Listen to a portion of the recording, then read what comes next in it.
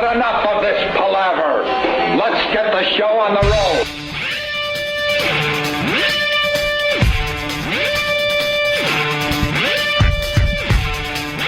Good morning.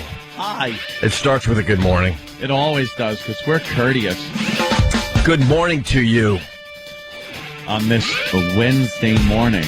On this cold Wednesday morning in New York City. You guys got it pretty easy in New York. Like, as I was driving in, I noticed, hey, the snow's gone. Yeah. It was like nothing. And meanwhile, my vehicle looks like I just drove it down from Alaska. Just covered in snow. And it was like icy, that crusted over snow. So, the crunchy snow. Crunchy snow, yeah. And then I had to park my car out on the street this morning because my driveway was taken up with trucks from the construction guys. And I realized I had no gas yesterday when I pulled up. But I'm like, oh, I'll just get it later. Knowing I'm just not going to do that. So it sat out by the curb, covered in snow. I wake up, normal time, go out to the car, and it's just completely frozen over. So I start it up, blast the heat, shut the door, go back inside for a while. Not long enough. I'm the guy driving down the street with icebergs flying off of my truck. Oh, I love that. The wipers just going, getting sandpapered down to nothing. I love the panel of snow that flies off some of these vehicles and just... It's spinning like that thing that they put the criminals in Superman 2. It's just spinning towards your car. And you hold your breath for a second because you don't know if it's like just pure ice or just... it could be solid ice that's going to come through your windshield. Or just like some well-put-together snow. I love when you hit those, though, and it's just like... I make believe I'm in a meteor storm. Yeah, sure. It's fun. I make believe I'm a superhero. Yeah. And I can withstand anything. Crash through it. It's pretty cool when it just crashes right through your car I go, with no damage. We're hit. And then I try to drive my car into the Hudson River. Yeah, why? And then I try to save myself and all aboard. You know, there's an update on Sully today. Really? What? PETA? Was he kicked off of MySpace with 90,000 other people? His goodness is really starting to bother me. Yeah, is he just a good guy? I was in with the whole hero thing. I thought it was a nice little story considering what the hell's going on with the world these days. So it was a nice little break from everything. And all that other crap. I was so in with the Sully guy. There's an article in the paper today. He's such a do-gooder. He's worried because he's not going to be able to return a book to the library. Yes, Did you read this? I did read that. And he actually called up the library yesterday and said, look, I don't know how to tell you this, but I'm not going to be able to return the book on ethics. Oh, stop. He's lying. It was Rent Boys. He's glad it's at the bottom of the Hudson. On ethics. And yeah, you nailed it. The book is at the bottom of the Hudson. Yeah. So I'm sure there's going to be some scuba divers going, oh, my God, that book's worth something. I got to get the book. You think the library would make a big deal and be like, oh, it's okay. Library said it's okay. And no one he doesn't have to pay. Or he'll be in there, like, giving him a few bucks for the book for a photo op. No librarians. They're a bunch of sticklers. They're going to just, like, ride them for it. They do. Late charges. Well, yeah. The book was called How to Cook Geese at 5,000 feet. He kind of needed that book for that flight. The turbine engine. Yeah. Exactly. Fun snacks for the turbine. Yeah, he is quite the do-gooder. He really is. There's got to be some horrific skeletons in his closet. There's got to be a blip somewhere. Something. Yeah, there's got to be. We all have something, don't we? Why is it that we just don't want to accept that this guy is just a decent human being?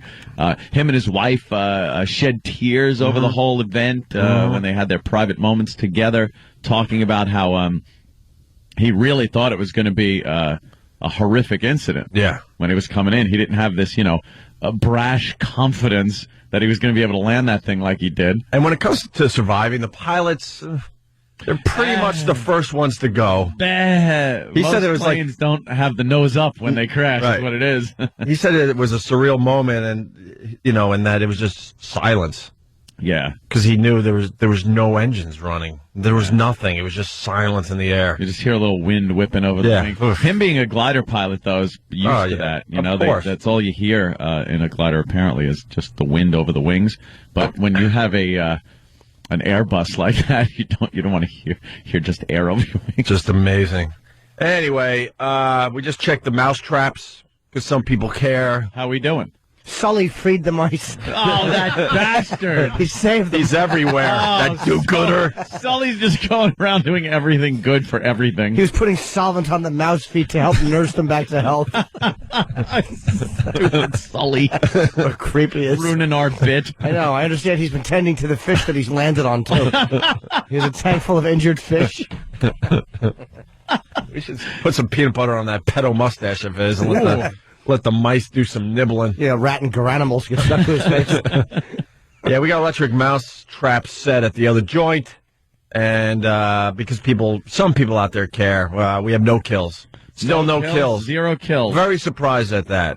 But then again, there's so much food for these mice that they don't have to be going into some kind of electric maze to find treats. I know, the treats are everywhere. Because of that dummy. Yeah, but we're going to keep checking on the mouse traps as the show goes on today. Disgusting hoarder over there. He moved one of the mouse traps. He moved Jimmy's mouse trap. What? Yeah. Why?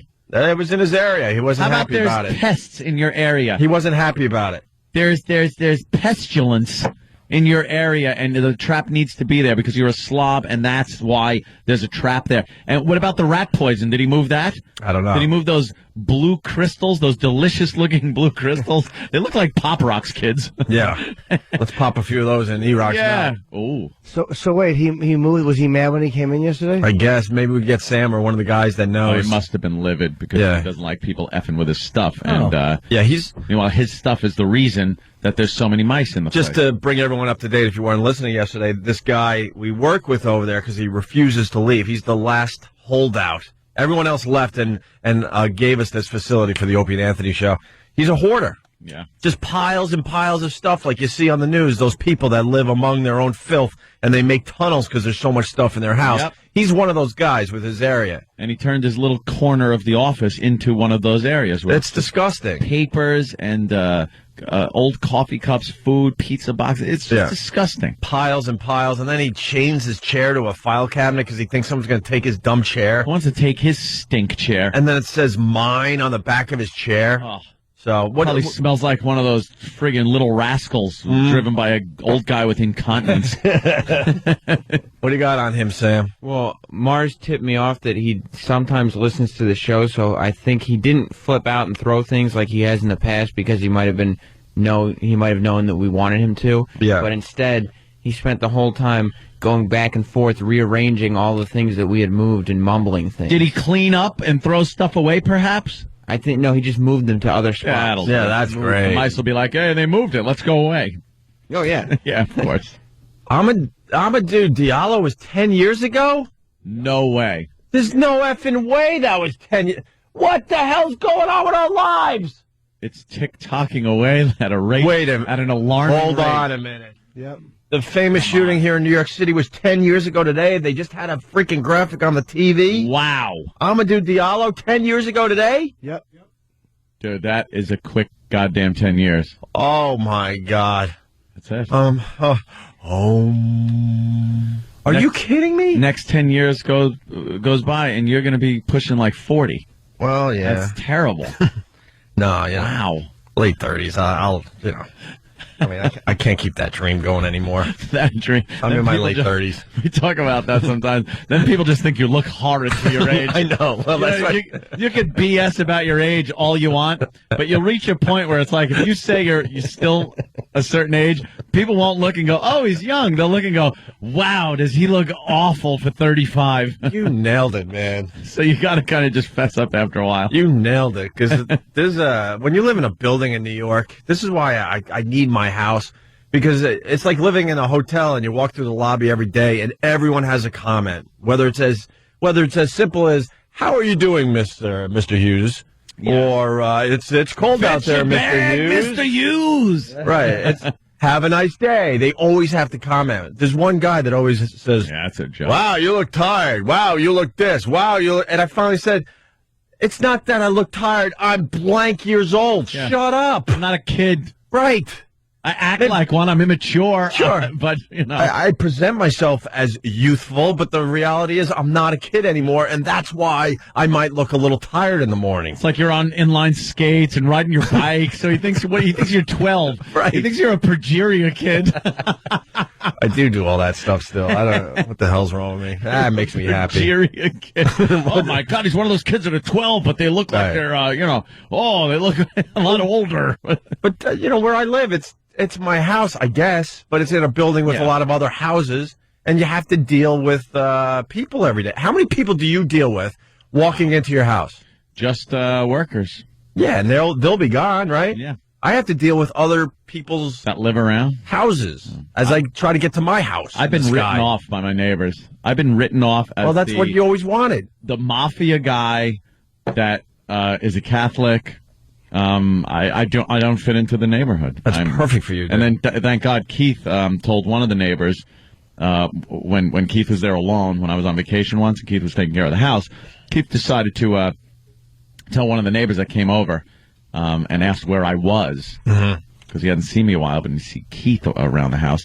And Keith told him that I was arrested on a pedophile. I had a child porn on my computer, he said. Yeah. And other kinds of mob-related stuff, I believe, and that Keith bought my house for $160,000 at an auction. That rules. And the guy was like, it was some Indian gentleman, so he was like, oh, that is a good price. Very good price. So then I'm just thinking, all right, that's all fun and well and everything, but I have to come back to my house at some point. Yeah.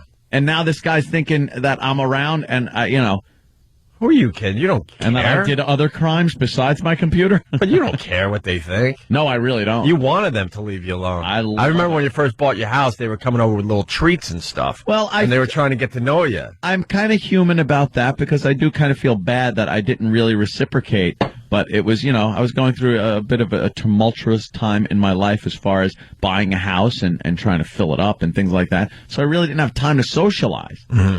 So, that kind of fell by the wayside. You'll never have time to socialize. That's just I socialize with my friends. I bring them over and, Yeah, I know, but not your neighbors and stuff. That's not in your DNA, which is fine. You know what? I live on a floor, and there's... so. You fall right through to the basement. There's a door right there. I don't know who lives there. No. And that's even closer than what you got going on. Is it harder? I've seen the dude twice. I think it's harder in an apartment. Or is it because then you're with them in the elevators and stuff? I don't know. I've lived in an apartment building in Brooklyn, and I don't think I said word one to anyone I saw in my elevator or neighbors or anything. And I heard the neighbors next door yelling and screaming at each other. Yeah. Me and Melinda used to run to the wall and put a glass next to it like it's the 1950s. Of course. And listen to these two screaming at each other like they're going to kill each other. Yeah. And then you'd see them walking around and you'd just be like, oh, God, here's the guy that smacks her around. That's Brooklyn. Here's that. That's normal behavior in Brooklyn. Come on. But, all right, so I didn't socialize with any neighbors then, but I don't socialize with neighbors in a house either. Right. Well, I guess most people don't unless... Some people are very neighborly, and they have, neighbor block party things and stuff. I can't... I have my friends. Right. Everyone else, I'm full up. I'm full up with friends. You're done with friends. Now the only friends I get are, social networking website friends. Facebook friends. Yeah, Facebook. But you can turn them off at any... Click, they're gone. They're gone, which is, imagine if you had that in real life. Yeah. That would have been a fine movie if Adam Sandler did it right with that effing remote. God, that should have been a good movie. That's a bit for another day. Movies that should have been good and they were just ruined. The concept was great. Stinkaroo. What was that called? Click. Some of that movie was, good. And then he had to go with some kind of weird, spacey, deep message crap. Yeah, there's definitely a message at the end of that. Stop. Shouldn't have watched this movie was the message I got. Yeah, just stop. Waste of time. Keep it fun. All right, we got to take a break. Lots to do, but let me just play a 5-second clip for everybody. Oh. Just 5 seconds of your time, if you don't mind. You guys don't understand. Buttermilk is one of the great treats of all time. I did not forget. One of the great treats of all time. That, by the way, was Sam's dad. Yes. Where's Sam? who is such a personality unto himself. Yes. That's the great treats of all time. Well, one of. And then we got a list of some of the other greatest treats of all time, and we have brought the greatest treats of all time, according to Sam's dad, into the studio today. Yes, we have the whole meal. I went over to my parents' house last night or yesterday afternoon, and he explained not only what all the ingredients were, but how to prepare it. And he was like, "You guys don't understand." He's showing me. He actually made his treat for himself. He was like, "You got to crunch the crackers into the buttermilk," because he likes the saltines crunched in buttermilk. And he's like, "You don't understand. We used to have this as a treat when we got home from school." And I was like, "I know." What, with Laura Ingalls? And he was showing how quick you have to eat the crackers out of the buttermilk before they get too soggy. And then once you're done Wait, he spoons out the... Yeah. Oh, so I you didn't spoon understand out, that and it's so there's still a little crunch to them? Right, like you put the cracker crumbs in the And then buttermilk. you gotta go, grab a spoon and start eating. Right, you eat them out with a spoon, and then once you're done eating the crackers, you take the bowl up to the old guy and go, "Please, sir, may I have some more?" Because that sounds like disgusting porridge. No, then you get to drink the delicious buttermilk. One of the great treats of all time. And it's salty. Yeah. Thick, salty, and viscous. I don't know if you heard, but as Sam was describing some of this stuff, I hear E-Rock over there just moaning very, very lightly in the background. You know what? Barely audible. But I heard it, my friend. Because he knows. Because E-Rock has to try the greatest treats of all time, according to Sam's dad. When do you want to do this? Right after the break, get it over with? Yeah, whenever you want. But Man, it's too early for, what is it, sardines? Well, that's the main course would be the sardine and onion sandwich. Yeah. Which, I mean, he gave me an onion and said, you cut from the middle of the onion to make thick slice. To make sure, and they're about 1/4 inch thick slices. 1/4 inch thick? Oh. Yes, 2 1/4 inch thick slices, and then a whole can of sardines. A whole can of sardines on what? Just white bread? No, it's like it's rye bread or some kind of bread. I don't know. Whole grain, maybe. I don't know. If it was white bread, it would just be a soggy mess like the crackers. And E-Rock, you know you have to eat the whole sandwich, right? Yeah, you didn't eat breakfast today. Yeah, you can't just taste. You can't just taste the greatest treats of all time. What are you going to do? Throw away the greatest treat of all time after one bite? It's the greatest treat. Don't worry. I'll have a raw potato for Eric to eat on the side. Yeah, and a raw potato, which that's easy. And pickles. And I got a pickle. that's easy too. Sam, did your dad enjoy his time on the show yesterday? He loved it. Of course he did. I think he's going to be a regular. It's so obvious. Sam's dad has we don't a big need you anymore. Handlebar mustache, which no one has in this day and age, and he eats like it's the Depression. Yeah. Yeah. Oh, weirdo. What is he like for dessert? Socks? Sit down with this guy. Oh, wait. I wanted to play that again. It didn't fire for us. Oh, why would our CD players work? Why? Doesn't that explain a little of Sam's weird eating, though? If his father ate so weird, that's why you yeah. Yeah, eat Sam almost has nothing. major problems with his eating. Fish sticks. Oh, you guys don't understand. Buttermilk is one of the great treats of all time. Of all time. All right, we're going to take a Went break. up there at the end. It's like, hey, come on. It's not even an average treat yesterday. Yeah. No. Of all time. Like, we all should know this. I've never heard of this before in my life. We got some potato peeling to do. All right, why don't we... There'd be second thoughts about eating that at Auschwitz. Like, we'll go another day. I'll just eat a pile of hair. All right, after the break, we're going to line up some of the greatest treats of all time. Ah, And yes. E-Rock's going to indulge. What kind of bread did you bring in? It's like, I think it's either rye or whole grain. I don't know. It's brown. Even the bread sucks. You know what I hate? Rye bread stinks. 7 grain, 9. How many grains are in those stupid breads? And it's not bread at that point. It's this, like someone put gravel in your bread. Yeah. I hate that. Rye bread is not as good. You need to try this part of my diet. It's called Ezekiel bread. Oh, my girl Like eats that. Ezekiel's That's meal? That's a girl's bread. Biblical bread. Girl's bread. Girl's bread. What's Ezekiel? It's awful, Jimmy. You put it in your underwear to prevent spotting. Ezekiel's bread. I've tried it. It is awful. It sounds terrible. Well, we got a break, but I want to hear about that after. Yeah, all right. All right, fine. We'll get into that in some whatever. Opie and Anthony, stay there. Wow,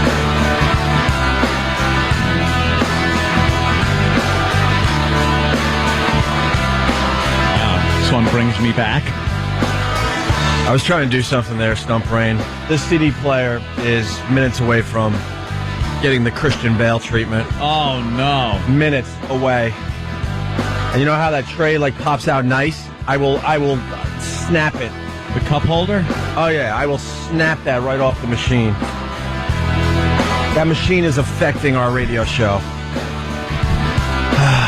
Good morning. Welcome to the Opie and Anthony Show. The machine! It's the machine!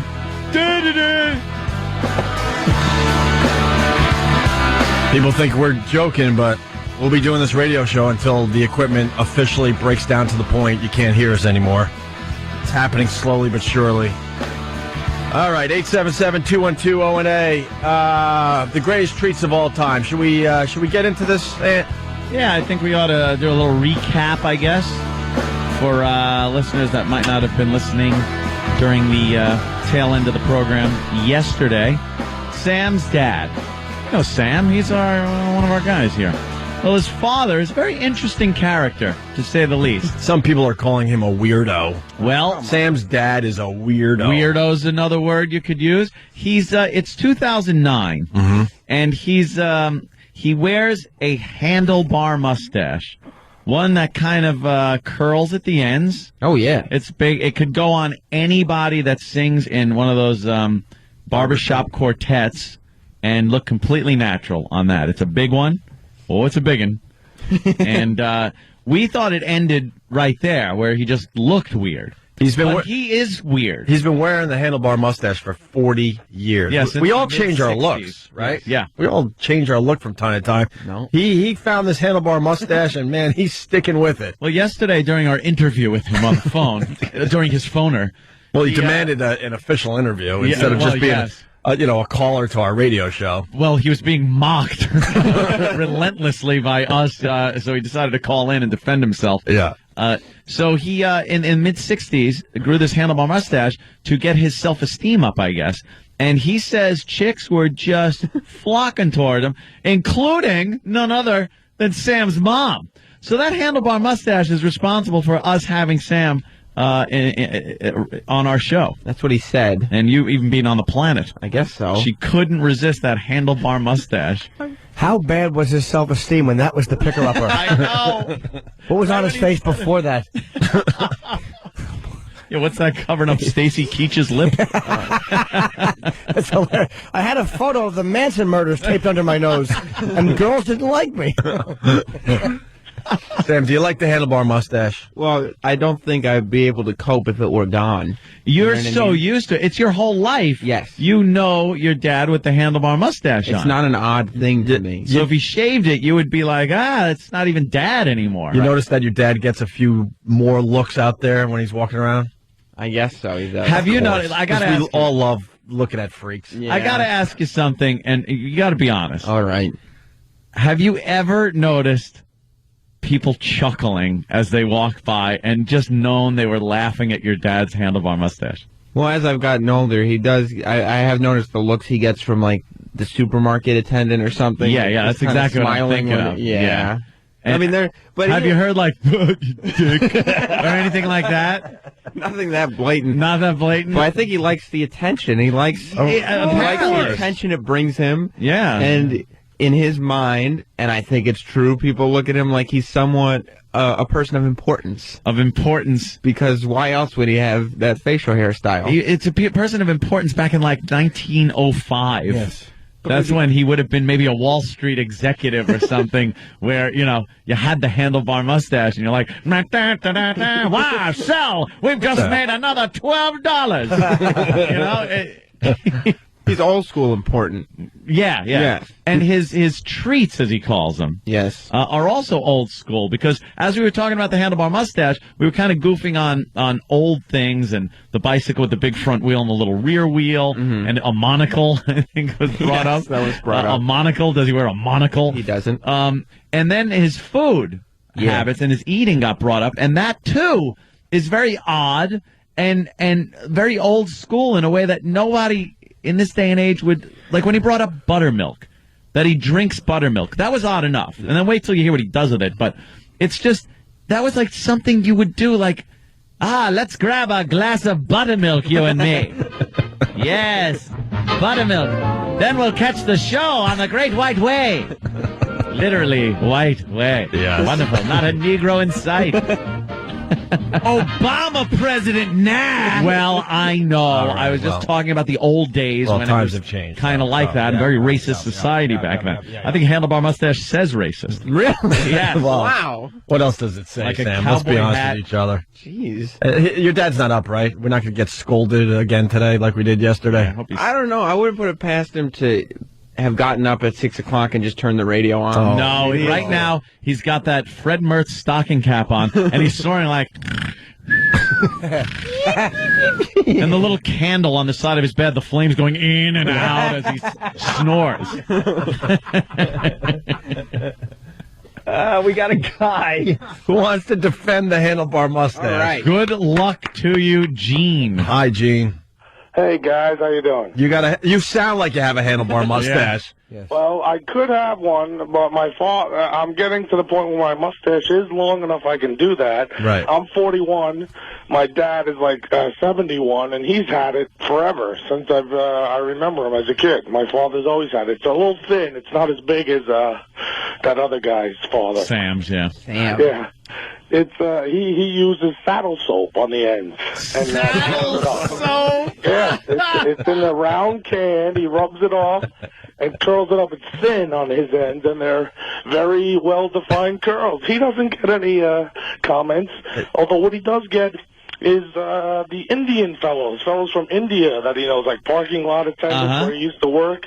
It's like, oh, yes, very good. We like to handle our mustache. Well, because they have... Those guys wear those. Yeah, they wear, but They it's not probably quite a wear handlebar more than mustache. anyone else, right? Yeah, Right. it's not. But the thing is, like, they have the beard too. The Sikhs, Yeah. the Sikhs have With the big turbans, mustache. Yeah, I don't know, man. Every time you see one of these handlebar mustaches. I couldn't resist. I said, my father's had it for years, and I said, even probably longer than Sam's dad. Yeah. And It he's must the be only very one I hard to know get rid of. of. Other than till I heard this today, I never heard of anyone else having one. Though I thought my father was the only one. Now, there's people you still see walking around.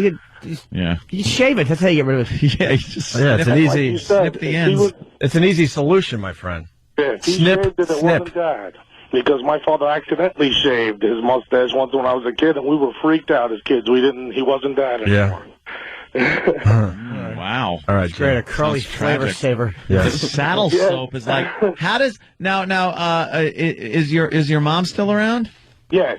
And how long has he had this mustache? Your whole life, right? Oh, yes, pretty much. Now, yeah. did it He's ever? adult life. Did the saddle soap ever annoy her when maybe they were kissing? No, I'm not talking. You don't have to be all intimate and everything, but just No. maybe a goodbye kiss, and she's then smelling saddle soap. I don't think he puts that much on. It's pretty thin on the ends, and Dude, I've it used saddle interferes. soap. She always kind of liked it. I think It's pretty pungent Why have you used it? on a saddle. Oh. It's like, Sorry. where Yeah. it's that little supposed to go. round, Stupid me. Yeah, shoe actually, polish. for a while, I was shining my saddle with mustache wax. Wait, the saddle soap would curl the mustache up and keep it curled? Yeah, I guess it acts like Yeah, wax or that's what he used soap. it for. or- Although there is mustache wax too. I used to buy him that for Oh Christmas. my That was God! like the only Enough time about the I- mustache. Great stocking stuffer that is. Wait, for you'd buy Christmas. a mustache wax for Christmas? Yeah, that's like because that's the only thing he'd want. What a terrible household. One of those tins of mustache wax could last like more than one lifetime. Yeah. Exactly. Why would you have to buy one every year? Unless you're The little clumping it tube on. would come, and it would come with the little brush and comb for the mustache too, like in a little blister A pack. whole mustache care kit. She'd come with a mirror and a razor. Get over it. Cut the malarkey. Realize you're not special. You're just like everybody else. Right? Get rid of your dumb mustache to try to stand out.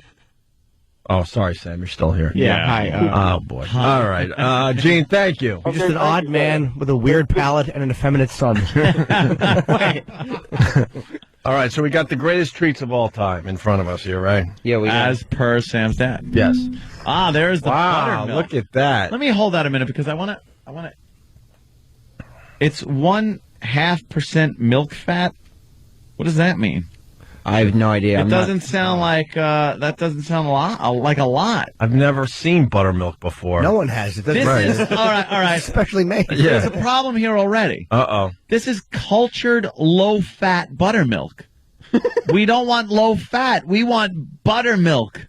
Does he drink the low-fat buttermilk? That's a carton from the fridge that he drinks. Oh! All right. I thought maybe you ran out and got No. this. I went. What's the difference Down between at buttermilk and milk? The mercantile. You stole your father's buttermilk? He donated it to the show. Yeah, he was all excited to be part of the show today. That's He's been retired a while. He's kind of bored. He needs a hobby, so he's deciding where his hobby. Great. Thanks, Sam. We're stuck with your dad for a while.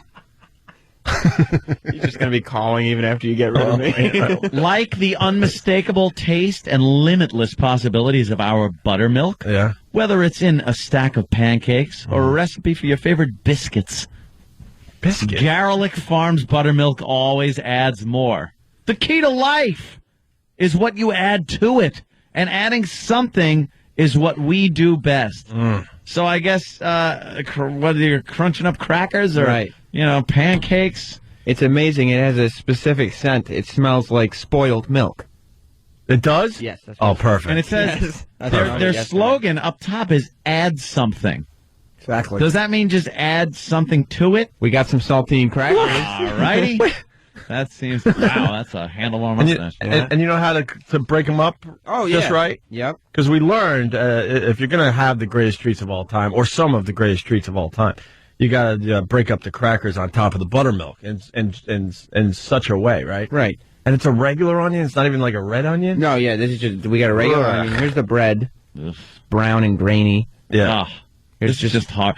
Greatest treat. What was it? Some of the greatest treats of all time. One of the greatest treats of all time. Of all is time. buttermilk, yeah. He said of all time. But all of this is some of the greatest treats Right. of all time. Oh. So you got the bread, you got the crackers, you got the onion. Some skinless and boneless sardines. Ugh.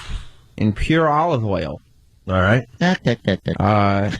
We got a potato. Yeah, because this family of Sam's, they all like raw potatoes. We all They eat the eat potatoes. raw They're good. potatoes. like an They're good. apple. How poor are you? I know. This is The like potatoes are good. No one makes that weird when you bite into a raw potato, because I have. yeah. It bites like an apple, but you don't get the goodness of an apple. No, you're getting this weird starchy taste, and then like the enamel on your teeth starts to like turn into cement. It gets all slimy. It's great. Yeah. It gets weird. Yeah. Like it reacts chemically with the enamel. And you got a pickle. A dill pickle on the side. I just did half a pickle because E-Rock doesn't need a whole pickle. No, that would actually be the treat at that point. Yeah, you want to give as little of that as possible. What happened to like Oreo cookies and a nice glass of milk for some of the greatest treats of all A time? nice glass of buttermilk. What? But And when crackers. When you think treats, you think sweet. You think cookies. You think pie. You think ice cream. My dad said You the think butter, cakey, not flaky, That's right? Ed? poverty food. the buttermilk tastes like a delicious yogurt drink, he said. Whoa! Is he that fat? No, he's not fat. He's got, a middle-aged man belly on him. He's but got No, the he's got a dad body. buttermilk maybe belly. a buttermilk belly, but he's He's not got fat the at all. dad body. Yeah. Buttermilk is milk that's left after the milk is made. Yes, that's true. Oh, so that's Holy mother of God! They take the milk out and that's what's left. yeah, that's all the stuff no one is it? ever wanted. After you churn. Then what is it? It's the butter, but And then you it's in between butter and milk. It's the residual left after you churn butter. It's slightly sour and usually less fat than normal sweet milk. Normal sweet. all right, Holy mother! all right, Sam. of God! Are you going to start preparing the some of the greatest treats of all time? Yeah, let's do it. Are we actually doing this today? Well, I want to know This if dumb other thing is- people find it delicious. This dumb thing has taken on a life of its own, and of course, E-Rock will be eating some of the greatest treats of all time. He's got to eat the whole sandwich. Yeah, oh yeah. You know, you've never turned down food before, right, E? Once. Once? What was that? You were offering me s'mores and Oreos. I think 12-year-old JC has a problem with the buttermilk thing. All right, let's go to JC. JC. Hey, To use the button. Hold on, JC. We didn't. Yeah, we yo, didn't yo, yo. have We didn't you. have you, JC. Start over. what's up? All right, wait, am I on or what? Yeah, sure. Yeah, let's go. All right. Remember to save the buttermilk and send it to the boys in the trenches. Oh my God, you just bombed. I love it. That's great. I did? Ah, shit. Okay. Good recovery. You little bastard, you. It's hysterical. We said he bombed, and he went, oh, S. I did. I liked the line in print. Yeah. That's good. Like, we got to save it for the boys in the trenches. Well, his voice has got to mature before he starts doing voices. That old newsreel voice. Yeah. The concept was definitely there. He could have done a 4-H bit. Yeah. Where, his favorite cow that he won a blue ribbon with is making buttermilk. Amazing. Work on it. Hey, yeah, we got a quickie as Sam. We're cutting onions. Yeah. Sam is preparing some of the greatest treats of all time for E-Rock. I missed the Letterman thing. What do you got on Letterman? You said that it was funny. I can't say his name still. The governor from Illinois. Blagojevich is still. I mean, he's out. He's banned for life. But he is thinks he's a rock star. I like this guy. He's doing all the you like him. I love him, actually. Self-promoting ass. How do you not love? He's got the best head of hair ever, and he just won't stop. Yeah, he will go on every talk show. He's probably been advised by every legal advisor and everything to keep your mouth shut, just stay in your house, don't go out. And this guy just threw caution to the wind and does every single show out there. He's going down like De Niro at the end of Cape Fear. He just won't stop. He won't stop. So he did Letterman, and Letterman had a great line. Letterman didn't cut him any slack, that's for sure. He's looking for his book deal. Yeah, he needs something to do now that he's not a politician anymore. I don't think it's that calculated. I think this guy, just from my own personal opinion of looking at people that are losing their minds, this guy's kind of losing it. Or does he like the attention? Well, that's just it. If you like the attention this much, the way he's doing it, right? There's something a little off about this guy. Why exactly are you here? Honest to God. What? Well, I've been wanting to be on your show in the worst way for the longest time. Well, you're on in the worst way, believe me. Great line. Nice. You're on in the worst way. Yeah, because he's famous for trying to commit a crime. Mm-hmm. Boy, a politician committing a crime. That's crazy. He's thrown out of office. That's nuts. Told never to return. Yeah. Hey, I got to give props to Letterman. I was just telling you guys off air. On Friday, he did something really cool that went kind of unnoticed unless you're watching Letterman. I think the media should have picked up on it a little bit, or the comedy circles. But I'm a huge fan, still am, of Bill Hicks. Yeah. And Bill Hicks did Letterman's show many, many times. And back in 1993, I believe, he did a set for Letterman. And for some reason, Letterman said, nope, we're not airing that tonight. Oh, he did do it on the show, and they didn't air it? Oh, yeah. Okay. And they shelved this Bill Hicks appearance for 16 years. 16 years. And the Bill Hicks people were trying to get this so they can maybe put it out on DVD for the fans and stuff, because it became this thing. And Letterman had Bill Hicks' mom on Friday, and they discussed this whole thing and how this set was never aired, blah, blah, blah, and how did it make you feel? And Letterman had a real moment with Bill Hicks' mom. It was some really good TV. And to make a long story short, then... They didn't air that. Huh? Oh, they aired, yeah. No, do we have that? They shelved his interview with the mother about shelving. She was kind of boring, but she's a mom, And then they, on Friday, they aired this Bill Hicks appearance from 1993 that just sat on the shelf for 16 years. And Letterman even admitted on Friday he never saw the set since the day they decided not to air it. Really? It was a pretty good TV moment. And it turns out, too, we learned after the fact that when Bill Hicks did this in 93, he was already sick with pancreatic cancer and on his way out. And you can kind of tell because he's a bit thinner and he doesn't look as healthy as he used to. Why did Letterman decide it wasn't good enough after he had been on? It wasn't about not good enough. It's something. It's something we fight all the time. Yeah, Jimmy. Content. A little religious stuff in there, and I do believe some of the bits were a bit on the violent side, but hilarious. He takes some fine shots at Billy Ray Cyrus, who was popular at the time. Yeah. Now his daughter is, obviously. Do we have any? I would love to hear Letterman talking to the mother at least. Do we have any of that at all? Yeah, we could cut that up. It is coming? Okay. But it was a great moment. I DVR'd it and checked that out last night, man. So props to Letterman, and he apologized to his mom and says, "I hope this I hope this helps you in some way. And she admitted, that really hurt Bill and it hurt our family. It was a tough one for us to, deal with. And wow. Yeah, it was good. I liked it. Uh-oh. You're opening up the sardines there, Sam. We're opening the can of sardines for E-Rock. All right, we got to take a break. Those are never easy to open. You're always in imminent danger of slitting your wrists or fingers off or something. Or the place the thumb meets the hand. I'm always afraid I'm going to cut there. Why can't they come up with a better sardine can? I'm a victim of the lid cut. Yeah. I almost lost my thumb as a kid. I got a lid cut scar right there. Yeah, this scar is still pretty impressive, and I got it when I was like 12 years old. Mine wasn't opening the can, but it was orange juice can. Yes, taking it in the. Remember when you had to make orange juice? Remember?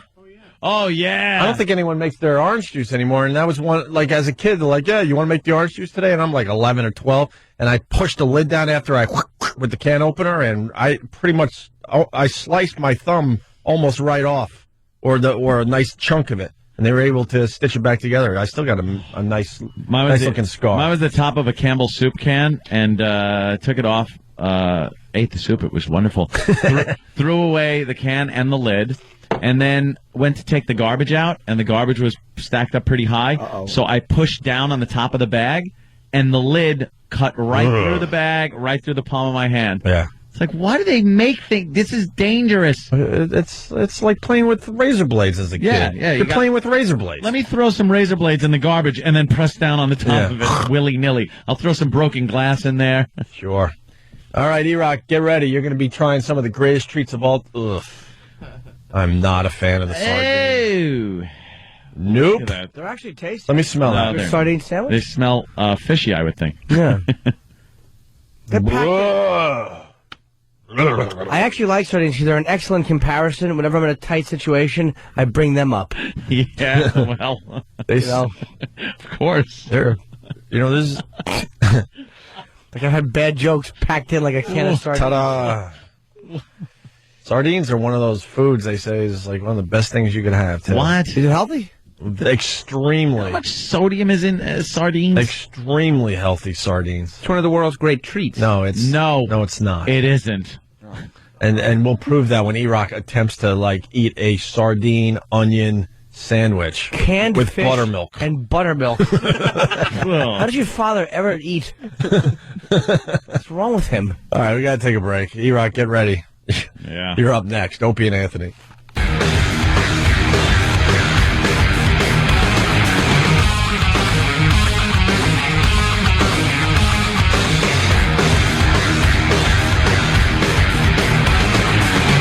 You're checking out the Opie and Anthony Show, 877-212-O&A. Let's have E-Rock try the greatest treats, or some of the greatest treats of all time. Wait a minute, look, it's all stacked up. What is that? This is the whole can of sardines. A whole can of sardines, okay. Yeah, and then 2 slices of onion that are about 1/4 inch thick each. Yeah. They kind of fell apart a little bit, so I spread it out across. Oh, the pickle's on the sandwich, too? No, the pickle is right here with the raw potato. That's a little snack on the side.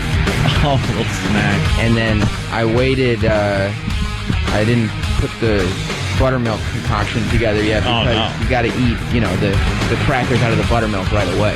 And that's like dessert. That's dessert.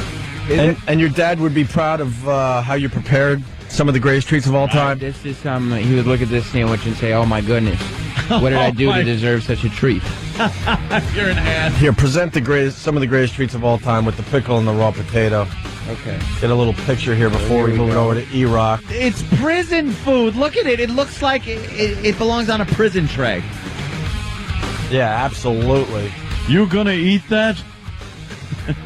All right, E-Rock, you ready to try some of the greatest treats of all time? We have some salt for the potato if you prefer with salt. Some people do. I prefer pepper, actually. What about really? What about your dad? He said salt. Like salt on that potato. He pours salt on everything, though. He doesn't even taste it. He just pours salt on it. What else does this health nut do? Salt on everything and buttermilk. Did he prepare the buttermilk with the crackers? Well, I wanted to wait till just before he eats the crackers so that way they don't lose their crunch. He's going to be able to squeeze mustache wax out of his aorta.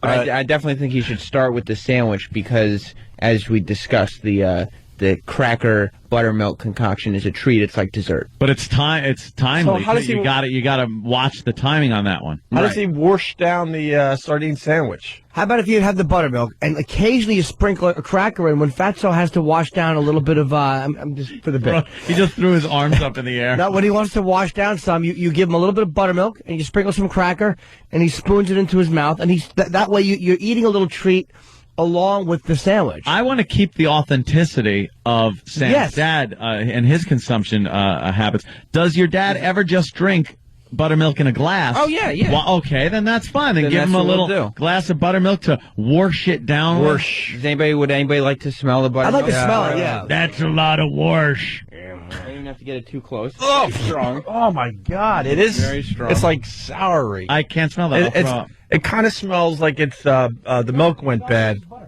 No, Like there's butter? a little more going on in there. Oh, God, this is disgusting. Smells like breast milk, Anthony. No, shut up. Yes, thank you. Oh, God. That's the reaction I had, There's too. a sour butter smell. It's a salty treat. It actually probably is good with crackers. I got to say, No effing way. it's probably good with crackers. No, it's just not. make sure, Then Eric- eat it. Eric, make sure that you take a big smell of it right before you take a gulp. All right. Bring it over. All right, here's the... Let's see what it looks like when you pour it. I want to see what it looks like. Well, it is thick. It certainly is thick, Anthony. You can't even hear it. You know how, like, liquid when you can't hear it? No, it just kind of goes into You're itself. pouring motor oil. Yeah. It's one entity. You're pouring like mercury or something right You into could a... put that in a crankcase. into I a- bet. 40-weight milk. Very viscousy. All right, where do you want him to eat this? Right You want here. to do it on camera, or do you want me to do it over there? They're filming it. So Come over here. Go over there. Why All not? set We up. want you close. Get over there now. I'll just put the top piece of bread on the sandwich. Look at Tomorrow we'll have sandwiches. that. There you go. Let's see. What's wrong? The onion smell. Well, Do you like onions, E-Rock? Yeah, I do. It's just strong. Of course you do. Do you like sardines? I've never had sardines. Oh, They're actually good. Oh, wait. Maybe in like Caesar salad or something, but that's about it. Sardines and Caesar salad? Oh, it's anchovies? Yeah. Whatever. Sardine? Eric, you'll like this. Which am I eating first? Well, have the sandwich. This is just your side dish. Okay. Your side dish. You should try a sip of buttermilk first before you taint your mouth. Yeah, why don't you wash out your palate with some buttermilk? You cleanse out your palate with buttermilk. Yeah, just have a sip of buttermilk. Smell the buttermilk first. It's not like bad. A fine wine. It smells like butter. Give it a smell. It's clumpy. Why are you shaking? I don't know. Yeah, It smells like ranch dressing. It's really. Really? Well, you've drank that before. Love that. He brings it in a thermos.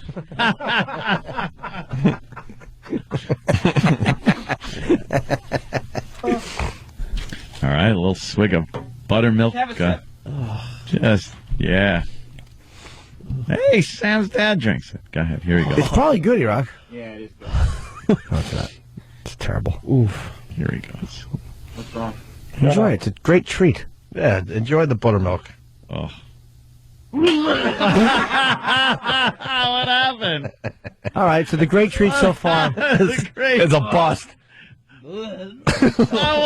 What happened, E-Rock?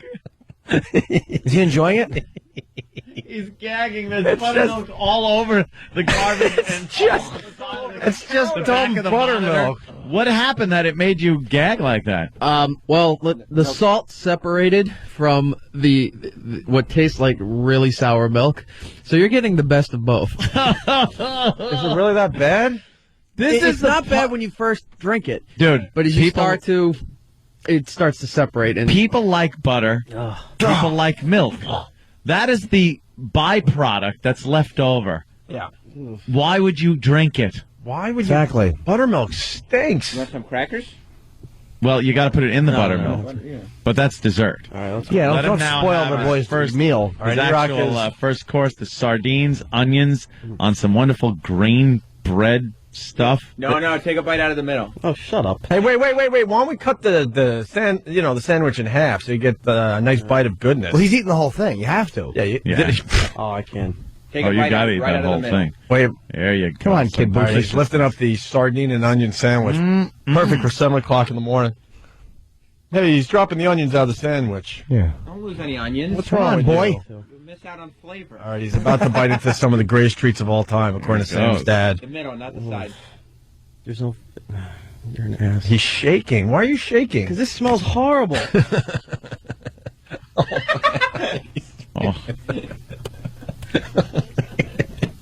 How is it? It sounds so dry.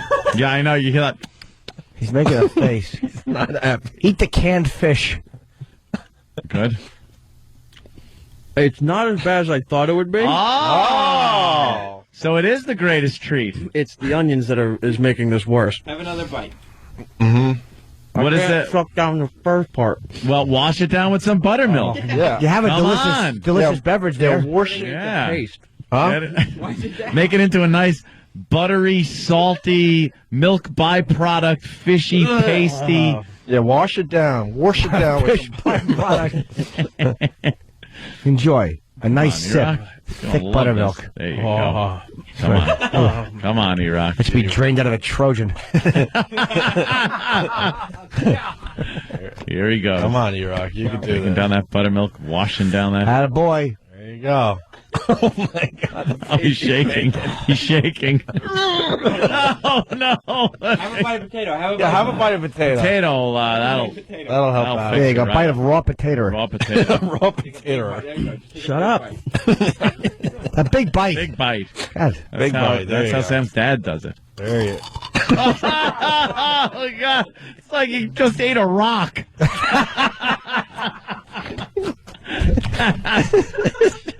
Oh, listen to that crunch. Nothing crunches like that. No. A potato. How's the raw potato? That's not bad. The potato actually is a welcome treat to all of us. Wow, All right. a welcome treat. So what you do is you go from bad to worse, and by the end, it's a miracle. Yeah. It's the wonderful. Boy, your house must sound like termites. All right, with all these just eating raw potatoes. Do you laugh at how much each crunches? Do you and your dad crunch and then laugh? Let's go to Ryan real fast in Indiana. Ryan. Hey, E-Rock, look on the bright side, buddy. At least your breath smells better now. Bad breath. That's not nice. Hey, you want to dip the sardine sandwich into the buttermilk? You know how people like to dip their sandwiches a little bit? Well, a little bit. Might. Or how about a sandwich, E-Rock? How about another big bite of the sardine and onion sandwich? Yeah. Get a good one. Get a good one. Attaboy. There you go. He's digging in. Yummy. Nice, right? Oh, yeah. All right. It's our time, Iraq. You're absolutely right. Is this one of the worst things we've made you do? It's up there. I can tell by your face. His face is red and on the verge of lots of tears. Some of the world's greatest treats. According to Sam's dad, yes. Wow. How about a sip of butter? Oh, well, wash it down. Wash it down. No, A little wash- buttermilk. wash it down. Wash that down with some delicious buttermilk. Here we go. So thick and creamy. Not quite butter, not quite milk. That's the stuff at the bottom of the bucket in the barn after they lift the cow's filthy udders out. Are there any black crusty things that fell off the cow's teeth? You got a sardine bone? Sardine bone in your tooth? That wasn't completely boneless. All right, get a nice sip of buttermilk You're there. eating like a stray cat. Yeah.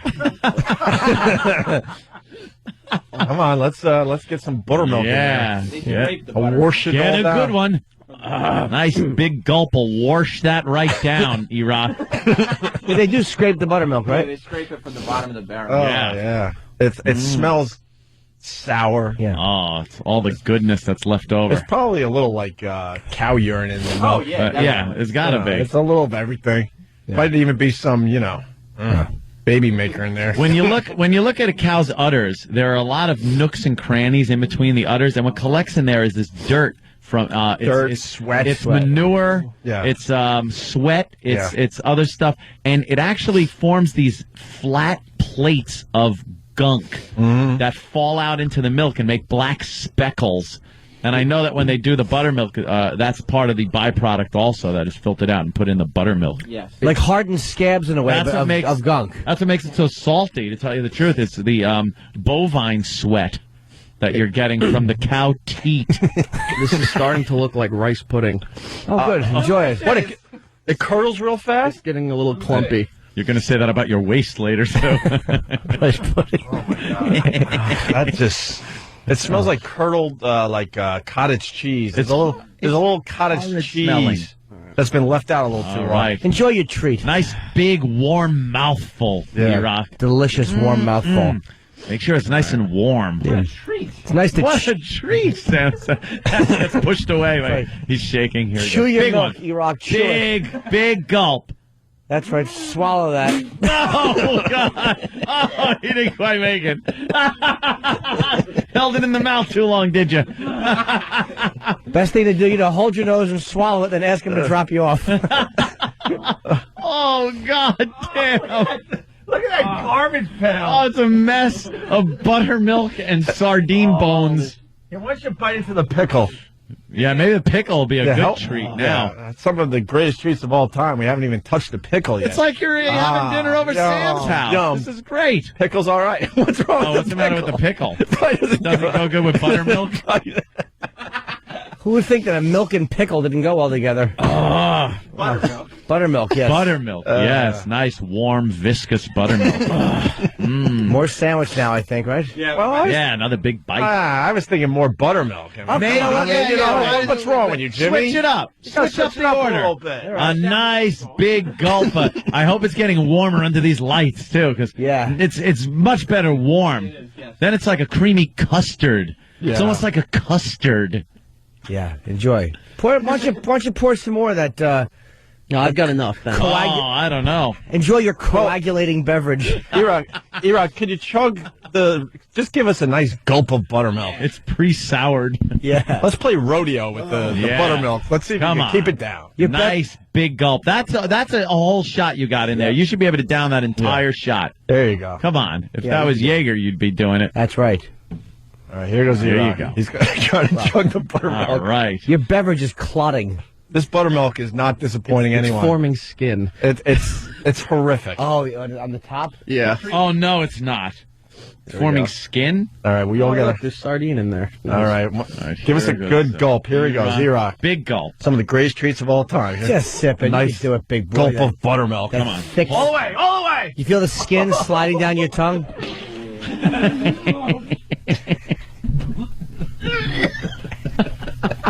Ew, I can smell it. Oh. He's gagging. Good stuff. Oh, he poured it out. Well, I think now you got to refill. That's right. He spilled it by accident. You're spilling it. Stop. You're spilling it. Well, no, he made all gone with it. He must love it. Fill it up again. Yep. Yeah. Another whole big cup of creamy, warm buttermilk. That's a lot of buttermilk, Sam. Oh, it's true. Oh, he's going. You can't go for a cracker now. You can't eat the cracker. No, the plain. crackers can't. No, the crackers gotta go go with in the the buttermilk. Don't you know how the greatest treats of all time goes? You're not done with the sandwich yet. Yeah, haven't That's the reward, right? Yes. You don't get your dessert first. Clean Plate Club. Clean plate club. What's the clean plate? It's when you eat all your meals. All right. Dessert. You're a member of the Clean Plate Club. I bet you and your dad have fun with stuff like this. Yeah. Yeah. Mm-hmm. There, a nice another big bite of his sardine. He's making a face that says, "I love it." Yeah. Oh God! How could you not, right, Ed? It's wonderful. Oh wow! I've seen crushed glass enjoyed more than he's enjoying this meal. Sounds like the potato. Yeah, bite into the potato again. I want to hear the potato And some pickle. Yeah. and then wash it all down with the buttermilk. Buttermilk. Get a nice big bite of the potato for everybody. It sounds good on the radio. E-Rock can't even really stand up straight. No, he's shaking. He doesn't look good. Sam, it's official. Your dad is a weirdo. He actually enjoys this. Oh, here goes the here goes the potato.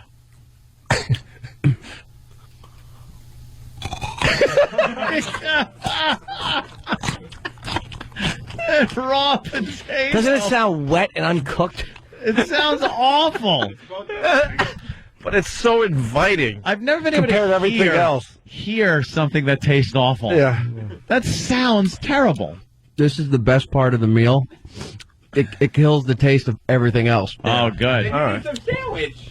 You want to wash it down with some more buttermilk? Now you got to wash it all down with a nice brand new cup that he's got of delicious milk butter byproduct. Before the skin forms at the top. Yeah. Like when you leave pudding out. Yeah. It gets a skin on it, and then you leave it out longer, and it cracks like an earthquake.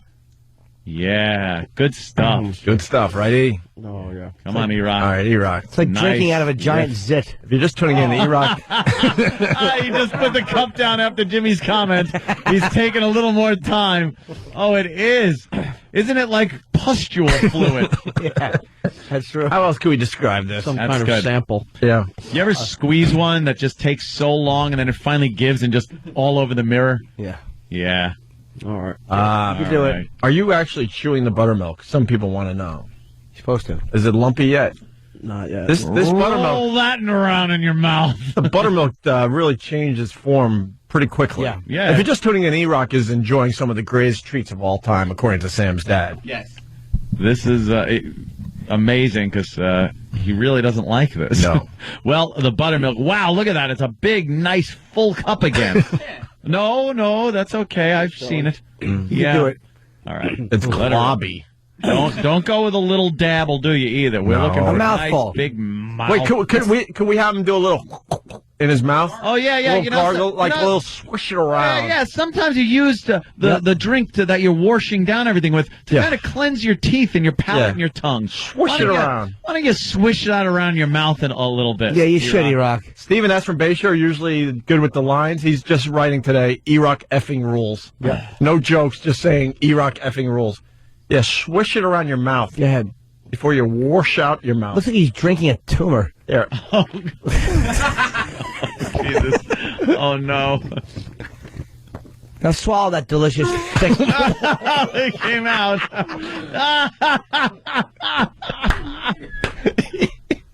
He can't drink it. Oh, he can't do it. How is this a treat in your house, Sam? There's a man vomiting from drinking it. It's supposed to be a treat.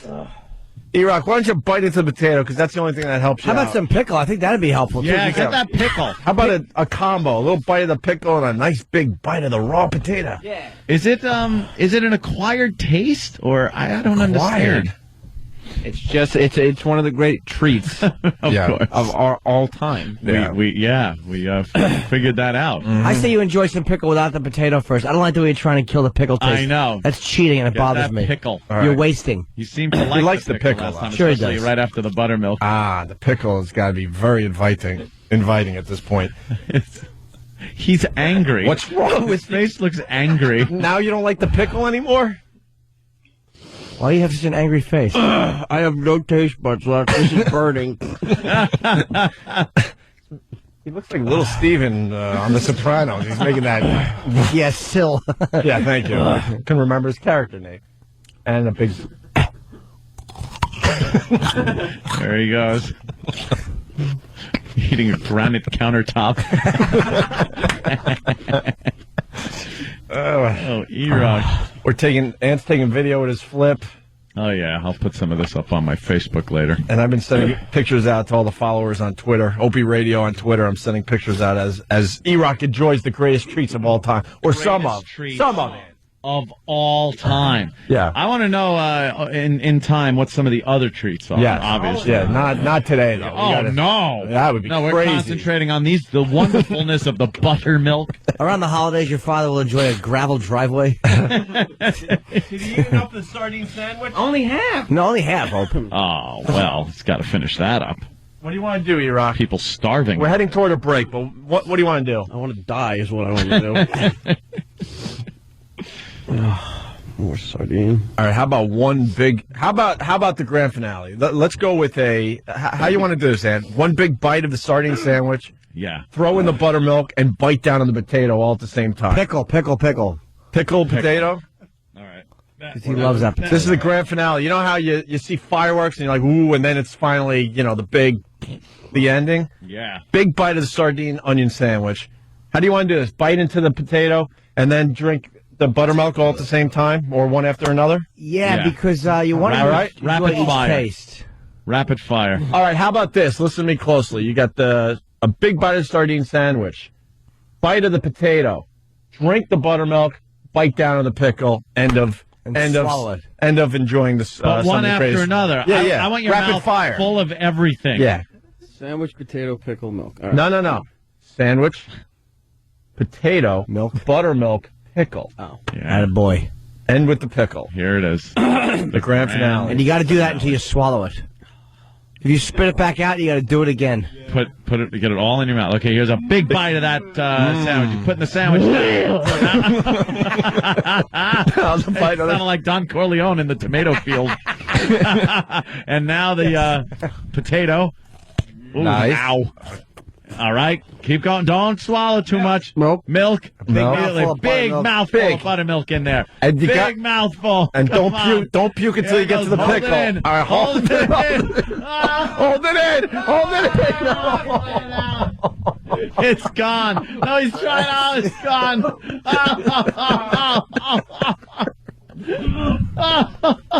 Got to do it again.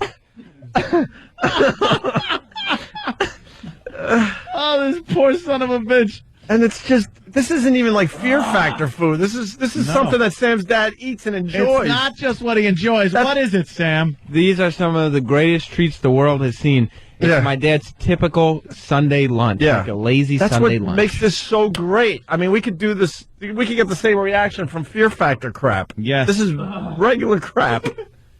This is like in ancient times, they would bring the king ice. Mm-hmm. They would bring him ice, where they would then shave the ice and put sugar cane on it. And they would eat that, and it was just the nectar of the gods. Oh, yeah. And that is what I'm assuming buttermilk and saltines, which he hasn't had How yet. would they bring the king ice? They would go north and then pack the ice in straw and mud to insulate it, and then bring it all the way back to like Egypt and stuff. What? Ice. Yeah. And For then real? they would, the king could do whatever the hell he wants. He's a king. And then they would shave that ice and put like sugar cane that the ships would bring back from the Caribbean and stuff, and they would make a sweet ice. Oh, and the king would love it. He'd lop off a head just because he was happy. They couldn't figure out how to make their own ice back then. No, an ice machine. Well, what are they going to do? Doc Brown, as a matter of fact, though, did make an ice machine in the 1800s. Yeah. But he's Doc Brown. Hey, why don't we have Sam's dad on the phone? He should be calm. He should. Maybe after the break. Well, You guys don't understand. Buttermilk is one of the great treats of all time. Of all time. Of all time. Of all time. All right, E-Rock. Wow, E-Rock, E-Rock earns his keep around here. Yeah. I'll tell you, not from work or anything. No, I'm just well, saying it's and we're gonna keep of course not. we're gonna keep the hat bit going.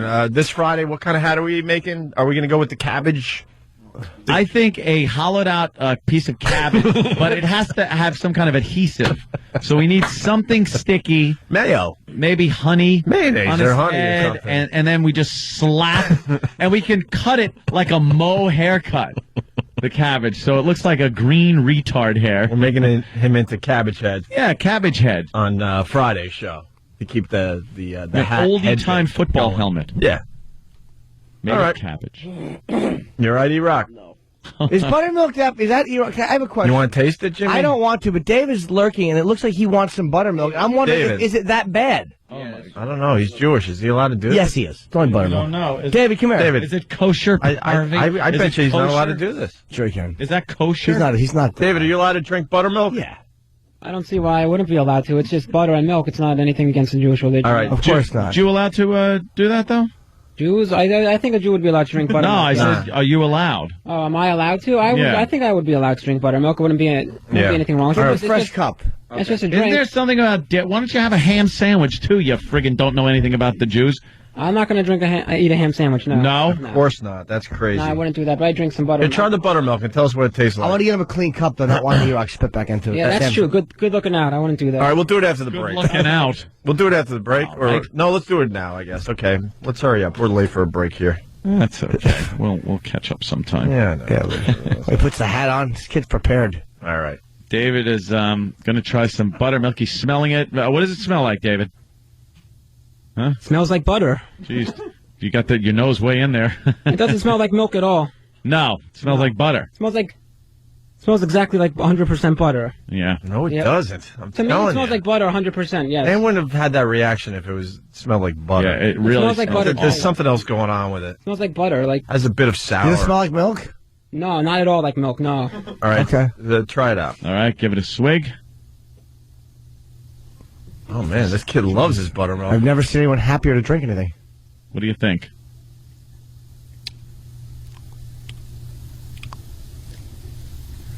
Okay, it's not that bad. Well, you know something? The Hebrew religion, the people that follow the Hebrew religion, are not used to good food.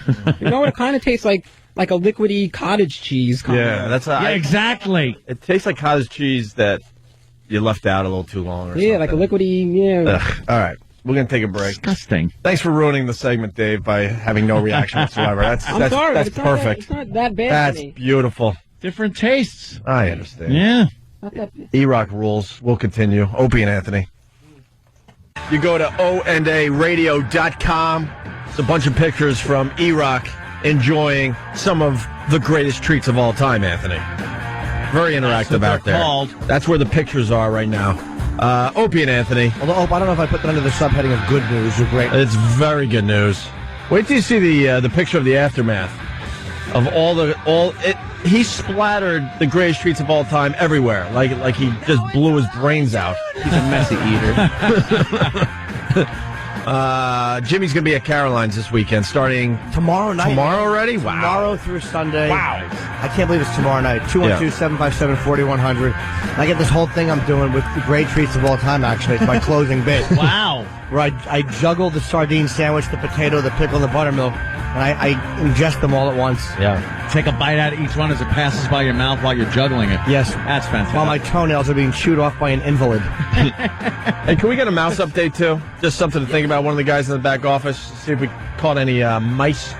We're going to move on, but we're very fortunate to have on our phone right now Sam's dad. He's like Edward Norton. We can only get him on the phone. He doesn't do in studios. Now, this is the beauty of what you just heard on our show. Sam's dad actually enjoys the greatest treats of all time. Of course. E-Rock hated some of the greatest treats of all time. Sam's dad, everyone. Listen, what I want to know is, when did my lunch take over Whip 'em Out Wednesdays? Wow. Well, good point. Believe me, That's I've seen both. Yeah. Whip 'em Out Wednesdays is better. Well, of Yeah. course it is. It's kind of freezing around here, though, so girls don't really want to whip them out. But I guess that's true. The whole WOW movement continues. We just don't focus as much right now. But when it gets warmer, we'll certainly focus. I hope so. Well, now, E-Rock went through some of your greatest treats the world has ever known, and while you enjoy them, E-Rock's reaction, a little different. Yeah, one of our interns is cleaning up like they cleaned up the back of Kennedy's limo. Yeah. I have to tell you, the only thing I can explain about E-Rock is, you know how with wine, it takes a certain mature palate to develop that? Mm-hmm. Oh, so E-Rock. Maybe E-Rock has to continue on. I don't know. Has an immature palate. Evidently. So you can actually just drink straight buttermilk, like without the crackers?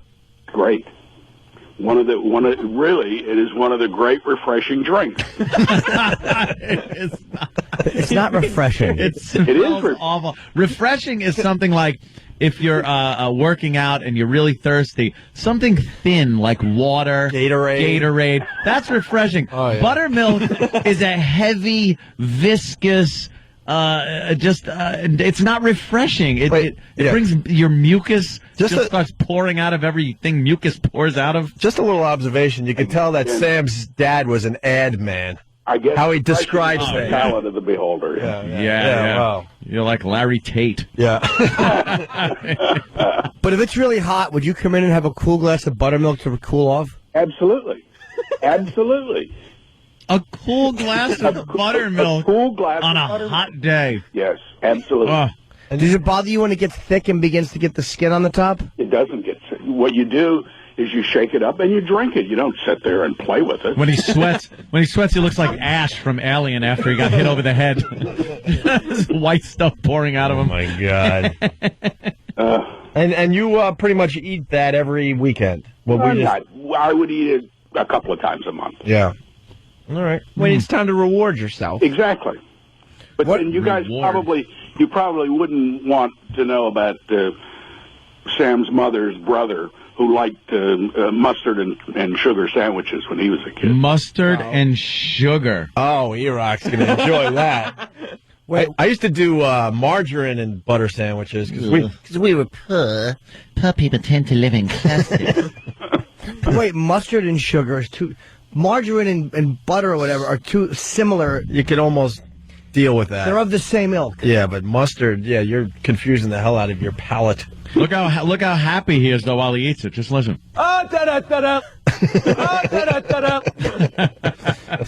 Greatest new sound ever. I'm so jealous you have it. I love that one. So butter and mustard, mustard, is that what you said? Mustard and sugar? What kind of mustard and what kind of bread? Just regular French's, yellow mustard, white bread, and granulated sugar. Sure. I can't imagine those tastes even mixing. No. Do you have some of the other greatest treats of all time that you haven't shared with us yet, Sam's dad? Well, no. I mean, I have my own. I have my own idiosyncrasies. I'll just put it that way. Yeah. Of things that that I enjoy, that I've developed over a lifetime of culinary experimentation. Culinary experimentation. I love Sam's dad. He doesn't cook at all. No, well. No, why would you? Notice nothing had to be cooked. Yeah. You put it all together. It's all in the combination. It certainly is. He could just whip that up. Yeah. Your father's not even... If electricity is, removed from our society, your dad wouldn't even notice what he eats. No. None of it matters. I give him a can opener, he's happy. Yep. Well... yeah, good stuff. Well... But it is good stuff. As Oak pointed out earlier, there's not much better than sardines as far as a health content. It's one of the best foods you could eat. I just can't. And onions, of course, are terrific. Potatoes are terrific. Yeah, but you're washing it down with buttermilk. But buttermilk is great. Read the label. The labels don't lie. You can't even find buttermilk because we're in a different century of the carton you have there. Yeah. They don't tell a lie. Yeah. Companies don't lie when they're plugging products. You know that, right, sir? You got Yeah. Per serving. Serving size is 1 cup. And you're getting 100 calories. That's a lot. Yeah. Isn't it? From 1 cup. 100 calories, 1.5 grams of fat, 1 gram of saturated fat, 10 milligrams of cholesterol. Yeah, it's all 340 milligrams of sodium. Wow. 13 grams of carbs. 10 grams of asbestos. 12 grams of sugars. But you do get a little bit of calcium there, 30% of your USDA. Yeah. Recommended daily allowance there. That's why I'm not hunched over. Are you upset that Sam doesn't partake in some of the greatest treats of all time? I tried to, but Sam is kind of beyond hope now. But, suffice it to say, Sam has his own, shall we say, idiosyncrasy. Oh, boy, does he. Certainly does. I see a pattern here. Yeah. Sam likes fish sticks and little weird things, very specific frozen foods. Ilio's pizza. Yeah. You like uncooked things. Is Sam's mom a terrible cook? That could be it. Is Sam's mom a terrible, terrible cook? She is certainly an indulgent cook. No, she's a ridiculous cook, actually. Like, she really makes good? everything from scratch, like pie crust from scratch. And Well, then why are you guys eating crap out of cans? I eat crap. I eat crap a couple of times a month. Well, you want to save it to make it special. Sure. So she's a good cook. It wouldn't be special if you ate it She's a every very day. good cook. Okay. But she won't come in the kitchen after I have my sardine sandwich. All right. Sam's dad, everyone. Sam's dad, thank you. Thanks, guys. I'm going to step out of character. We love your son. He does a good job for us. Isn't that grand? All right. Okay, thank you. Grand. Everything's grand. 1850. This guy is so old school. Sam's dad, everyone. Quick update from Mars. The other joint has a mouse problem. Got a lot of mice. Yeah. Mars, what do we got? What's the update? Good morning, muchachos. I'm sorry to inform you nothing. We have nothing. What are we doing wrong? Have you seen any mice this morning? Smart mouse. No, I have not seen any mice this morning. Well, let me ask you a question, Mars. They moved my trap, which I didn't care for. Where'd they put it? They put it directly underneath the intern area. How about they put it back where it was? Oh, that's good. Absolutely. But I think that you would be better off if we move it over to by where the vacuums are. I'll trust your judgment. You can move my trap wherever you want. Yeah, Mars, move the traps around. We got a nice bet going on here. First guy to catch a mouse. Okay, no problem. And make sure the traps are working. Oh, yeah, I tested them this morning. The batteries are good, LEDs go on, and all that good shit. Yeah, we just... Oh, whoa, Well, technically, he is over there. Yeah, he doesn't know any better. They're electric traps, and they're working fine. All right, Mars, thank you. All right, no problem. Bye. All right, we also have... We have Otto coming in at 8. Otto will be joining the show next, I do believe. But first, it's Black History Month. Ooh. We're gonna like what are we doing here? We're paying tribute. Sure. To so I guess some of the lesser known black heroes throughout American history. There you go. Perfect setup. To celebrate Black History Month, the Opie and Anthony Show is recognizing those historic African Americans without whom this country would not be the melting pot it is today. Today we honor actor Tony Burton, who played hard-nosed trainer Duke, whose presence in all 6 Rocky films collectively adds up to 1 page of dialogue. Let's start building some hurting bombs.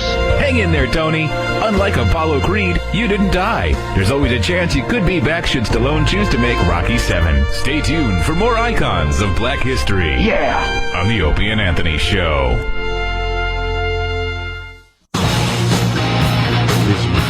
Very happy. Moving right along, we got Otto from Otto and George in studio. It's the Opie and Anthony Show, by the way. Anyway, I enjoyed your buttermilk sardines segment. I was having my bowl of Lucky Charms with Diet Pepsi and washing it down with a chicken salad sandwich with Bengay on wheat toast. Boy, I got here just in time. You guys are completely out of ideas. Jesus. Nice. Produce that segment. Jesus. But it's I missed you guys, man. Yeah, we miss you, Otto. Yeah. That's some of the greatest treats of all time. Do I ever really pop into your head? Do you guys ever think about me when I'm not right in front of you? Absolutely. Or are you just busy shoving wads of cash into empty paint cans like Vito on The Sopranos late at night with your piles of money? I got your DVDs. We throw them in. Really? Yes, you, man. of course I do. I love Otto. Thank you, man. So you're on the Facebook, too. Yeah. Saw that. Is that good? Yeah, you know. We hooked up. We're pals now on there. Does George have his own page? George gets a book out. George should have his own page. Yeah. You should be working 2 Facebook pages. Yeah. One for yourself, one for George. God. Yeah. Are you guys like, what kind of friends are you? Are you doing the tickle fights and all that other weird stuff they do on Facebook? I ignore every one of those things. Yeah. Ooh, a poke. You got a present. You got a kiss. Wait. You got a heart. You got a this. You got... What's a poke? I don't know. I just delete them. Yeah. And then everybody trying to get me into that stupid mafia thing. What mafia thing? There's like a game, a mafia mob war game on Facebook. And I'm just like, ignore. You come to a part of my family, and I'll do... Shut up. Ignore. When are they going to have the technology to put the image of a computer onto a widescreen TV, or do they have that They can now. Oh, yeah. They can already? Oh, yeah, they got that. Because every time there's something great on YouTube, I go, I want to see this bigger, you know? Oh, yeah. They've already worked on that? Oh, good. My screen is the biggest. I got an old flat screen TV. You know what, though? My computer screen is an old TV that's not old, it's flat. It's this big. But it's a computer screen, or it's a separate TV screen? It's like a monitor. Same you pop thing it now. in, and Really? the quality's wonderful. Oh, okay. Progressive scan. We're living in great times technology-wise, yeah. Really? Yeah. The thing is, with YouTube videos, though, if you blow them up the size of a big screen TV, it's going to be all pixelated. A little bit. Because they you lose a little, but compress the crap out of it. Drop out of clarity. That's all right. Yeah. It's but you just back up and you squint a little bit, and man, it's like high def. Yeah. I'm telling you. Yeah, sure. Try it. You think I'm crazy? Yeah. Come on. So I haven't been here in a while since your Obama won. I know you weren't too happy about him. Obama president, nah. Yeah. He loves Obama. Yeah. What? He just doesn't know it yet. No, yeah, and I don't think I'm going to know it for at least 4 and perhaps 8 years. I'm tired of the celebration. You know, you can't dance. Stop dancing and get on with your job of being president, you know? Yes. Really. That's how I feel. And this whole celebration thing is like, it's enough too show already. business. You're a politician. Fix everything that's wrong. Always try. The White House had to had to put out some kind of statement where they're going to try to curtail merchandising of the president. Oh. Because it's gotten ridiculous with the people hawking T-shirts and buttons and stuff. Doesn't that help the economy? They should just allow that to continue. Not down here in Midtown, my friend. I think if you go uptown, every corner you could buy a T-shirt, a thing with him with a halo nailed to a cross, whatever you want to see, the new Messiah.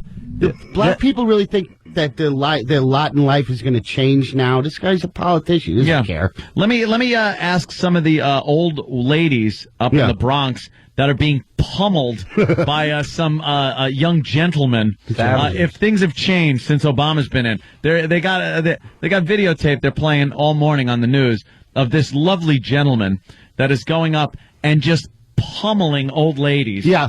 And stealing their money and doing whatever else. It is the first. He is the first black guy to be followed by security outside of a department store. Riggit, I thought that was good. That is good.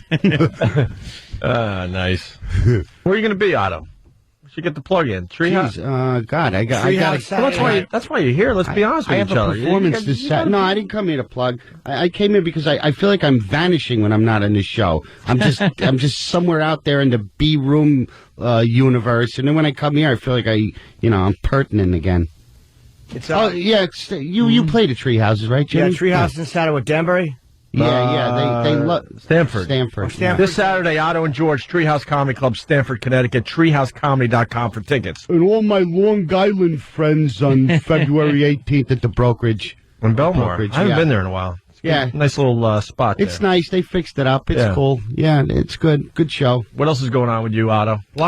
Took a trip to California with Trish. We took 9 days.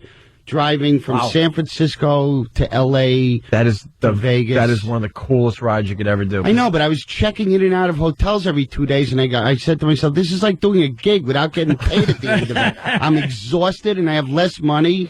I'm constipated from the change of water. I was miserable by the end of the trip. I saw Penn and Teller in Vegas. They treated me good. Yeah, those guys. Yeah. Did you take the Pacific Coast Highway, man? Yeah. That was a little scary at times. It is, right, with the cliffs and stuff. Yeah. And you stop and you can hear the seals like a quarter mile down. Yeah, it's just it's just a pubic hair from death on some of those cliffs there. And people are like driving up behind us and like they're mad because you're not going 80. How many people just fly off that road? Yeah, they just sail right out there into eternity. They just sailed right out there. There's got to be just an amazing amount of people that just perish on that roadway. I went to the Hearst Castle. Boy, did I feel poor after seeing how that guy lived. Huh? Oh, my God. He had a swimming pool the size of a football field. Yeah. And he had the Marx Brothers over there and all these rich people. It was amazing. Got some Symbionese Liberation Army pictures of Patty Hearst. It didn't even occur to me, Patty Hearst, until later on. Yeah. Because you were allowed to ask questions on the tour, and I just kept asking him about, I was trying to do Fatty Arbuckle jokes. Yeah. And the lady wasn't having it. She was like, "Oh, well, Mr. Hearst was Mr. Hearst." He's just protecting his name. What about the Charlie Chaplin stuff? Also, wasn't there that big scandal with the murder on the boat? Right. Okay. Yeah. How about that, you tour guide liar? He had a big pool. Did he have Abbott and Costello over? And then Lou went, "Hey, that's a good idea for the yard." Okay. Abbott, there's a kid in my. That's why they couldn't get him out. He was sitting there. He would have been fine if he could have spit it out. Abbott, there's a kid in my. In my awful. What are you saying, Lou? As a kid in your pajamas? No, in my.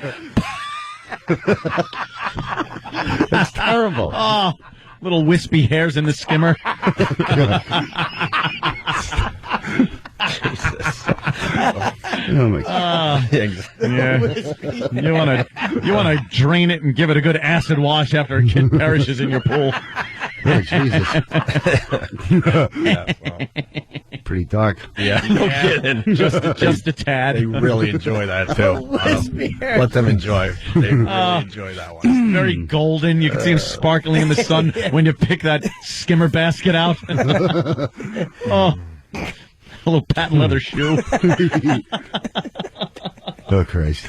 It is just awful, but screw them. It's old. It's old stuff. Enough time's gone by. I don't care. They made a ride out of the Titanic. What do you what do you want from me? Right. Yeah, you remember that whole Titanic ride? That big. You drive around, and occasionally they have these street fairs. Well, and it's right after the parties. movie came out, so it was a hot thing to get for your kids' And party. it's an actual. It's the bow or the stern of the Titanic.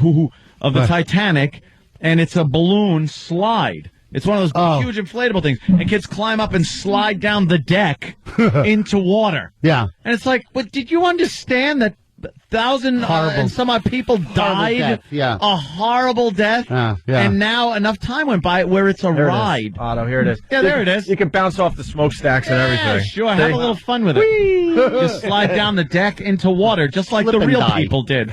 Yeah. From Hasbro. Yeah.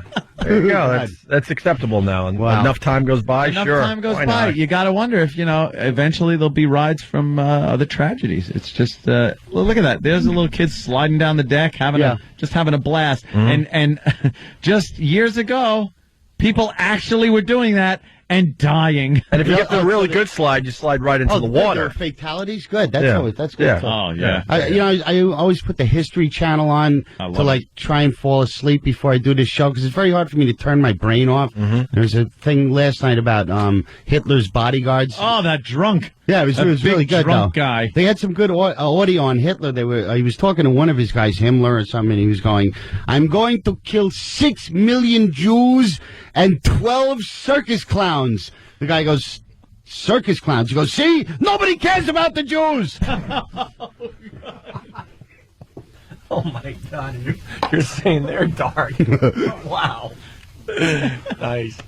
Sorry. I really can't. It's all good. I'm the same way, though. I can't fall asleep without something on. It didn't work. I was tossing and turning. When I have nothing to do, I sleep like in a second. But when I have to get some rest to do something, my brain won't You're shut not off. alone. Everyone's like that, Otto. You guys must have, your bodies must be able to shut down now after all these years. No, you wish.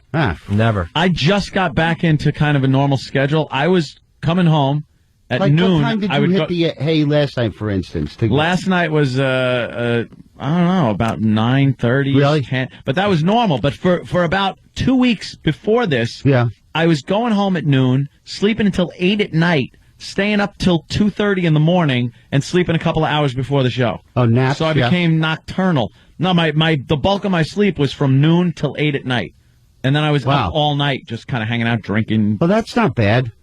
As long as you get your 8 hours at some point. You know what, though? From 8 till like 2:30 in the morning, no one's around. There's nothing to do. I'm not going to go out because then, I'll But be don't out. you find your brain is functioning better if you're up for a few hours than if you just crawl out of bed right to the microphone? Isn't it better Oh, to be up for a while? I did notice that. Yeah. Yeah. It's tough to wake up. I got a glue on my brain when I first wake up. Well, you're not used to this either. Yeah. It's like the funny shirt that I wear that says "I'm a bitch without my coffee." Oh, Jimmy. Hey, Otto, you're a big movie buff. Oh, yeah, I just saw The Wrestler. Man, was that moving. You liked it? I thought it was unbelievable performance. Oh, Jim, I got to show you this. Check this out. Oh, you got a picture of, wow. Wow. Hey, a signed Nicholson. Yeah. That's from, great. Can I see Cuckoo's that? Nest. Yeah. Can I? No. Don't, no. What? I just want to look at it. No, You you good never. people. that. He would never. I got it. What, are you jealous? I got it. Why Wow, are that you is showing off, making us all I sad? thought Jim would like to see it. Of course. I thought it was show and tell today. I brought something in. Yeah. You like The Wrestler, though, huh? Why, you didn't like it? No, I loved it. Yeah, I thought it was amazing. I mean, really. But they're saying that powerful. It's this comeback movie. Like, what other roles is he going to be able to play with that face? He's going to do 9.5 Nelsons next. Right. Yeah. You know, like they're saying of paper cuts. They're saying like John Travolta, the big comeback. What is this what going did to Burt lead Reynolds to? do after Boogie Nights? Zero. Yeah, they always talk about that. And Burt Reynolds shows he could deliver when he's got a good script, but there's no scripts. You see Slumdog?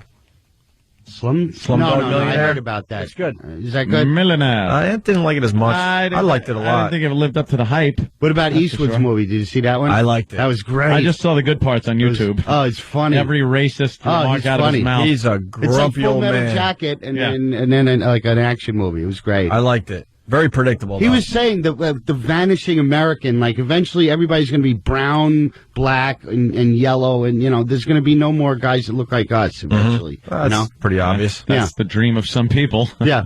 No more white man. Yeah. But that was a great I like performance. adult films. Like the Wrestle was an adult film. It's not like children and Talking Dog Hotel and all that. Even when I was a kid, I didn't like that stuff. I always liked Death Wish and stuff.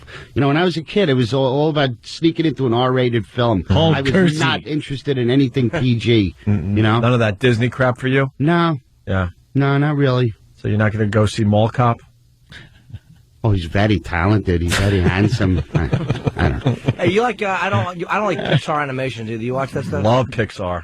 You mean computer animate? Yeah. No, I prefer the old organic claymation. King Kong, the original. Yeah. I'm more traditional. Yeah. Really? The Pixar where they move like Michael J. Fox. Yeah. Those Pixar films are fantastic. Oh, they really? Like, what's a good one to start with if I'm just going to see one? The Toy Story ones. Toy still Story's hold good? up, Yeah. Right? Yeah. What's some of those other Pixar movies? Cars. Huh? Oh, yeah, Cars. That's Monster Inc. Monster Inc.'s good? Cars was good. Cars, okay. Toy Story 2. Yeah, Toy Story 2. And they got the new one. What is it called? Incredible. Up is the new one coming out. What voice is that? Oh, that's our politician friend. Know what? Oh. This is, yes, It's worth playing. It is so worth. It's just overplayed bringing for the Otto up regular to speed spot. on this one. Okay. No, this is never overplayed, Opie. Believe me, this clip can never be overplayed. What is he, on meds or something? He just sounds like a dullard. No, this politician. I forgot what the debate was about. It was about beer, obviously. Do we have the long clip? We need the long clip. Alcohol content in beer. Oh. Yes. In Alabama. They were debating a higher alcohol content, and one of this is actually a politician. Oh. This is actually a politician that was elected to an office by his constituency. He's having some kind of press conference or something to try to get this done for his state. Or And he's got a crony that I guess helps him out at the end. Yeah. When he can't quite get a thought together. Yeah. The cut I have is 21 seconds. Where's the long clip? Maybe this is the whole clip. Okay. Yeah, give it a play. Yeah, what's wrong with the beer we got? I mean, the beer we got drank pretty good, don't it? I ain't never heard nobody complain about the beer we have. It drank pretty good. Budweiser. What's the name of some of them other beers? Budweiser and what else? Miller. Wow. Miller. Coors. It drank pretty good, don't it? Miller. Cool. It's one of our favorite clips, Otto. Mushmouth. This is a politician. Pat Blue Ribbon. Schaefer. Wow. Miller.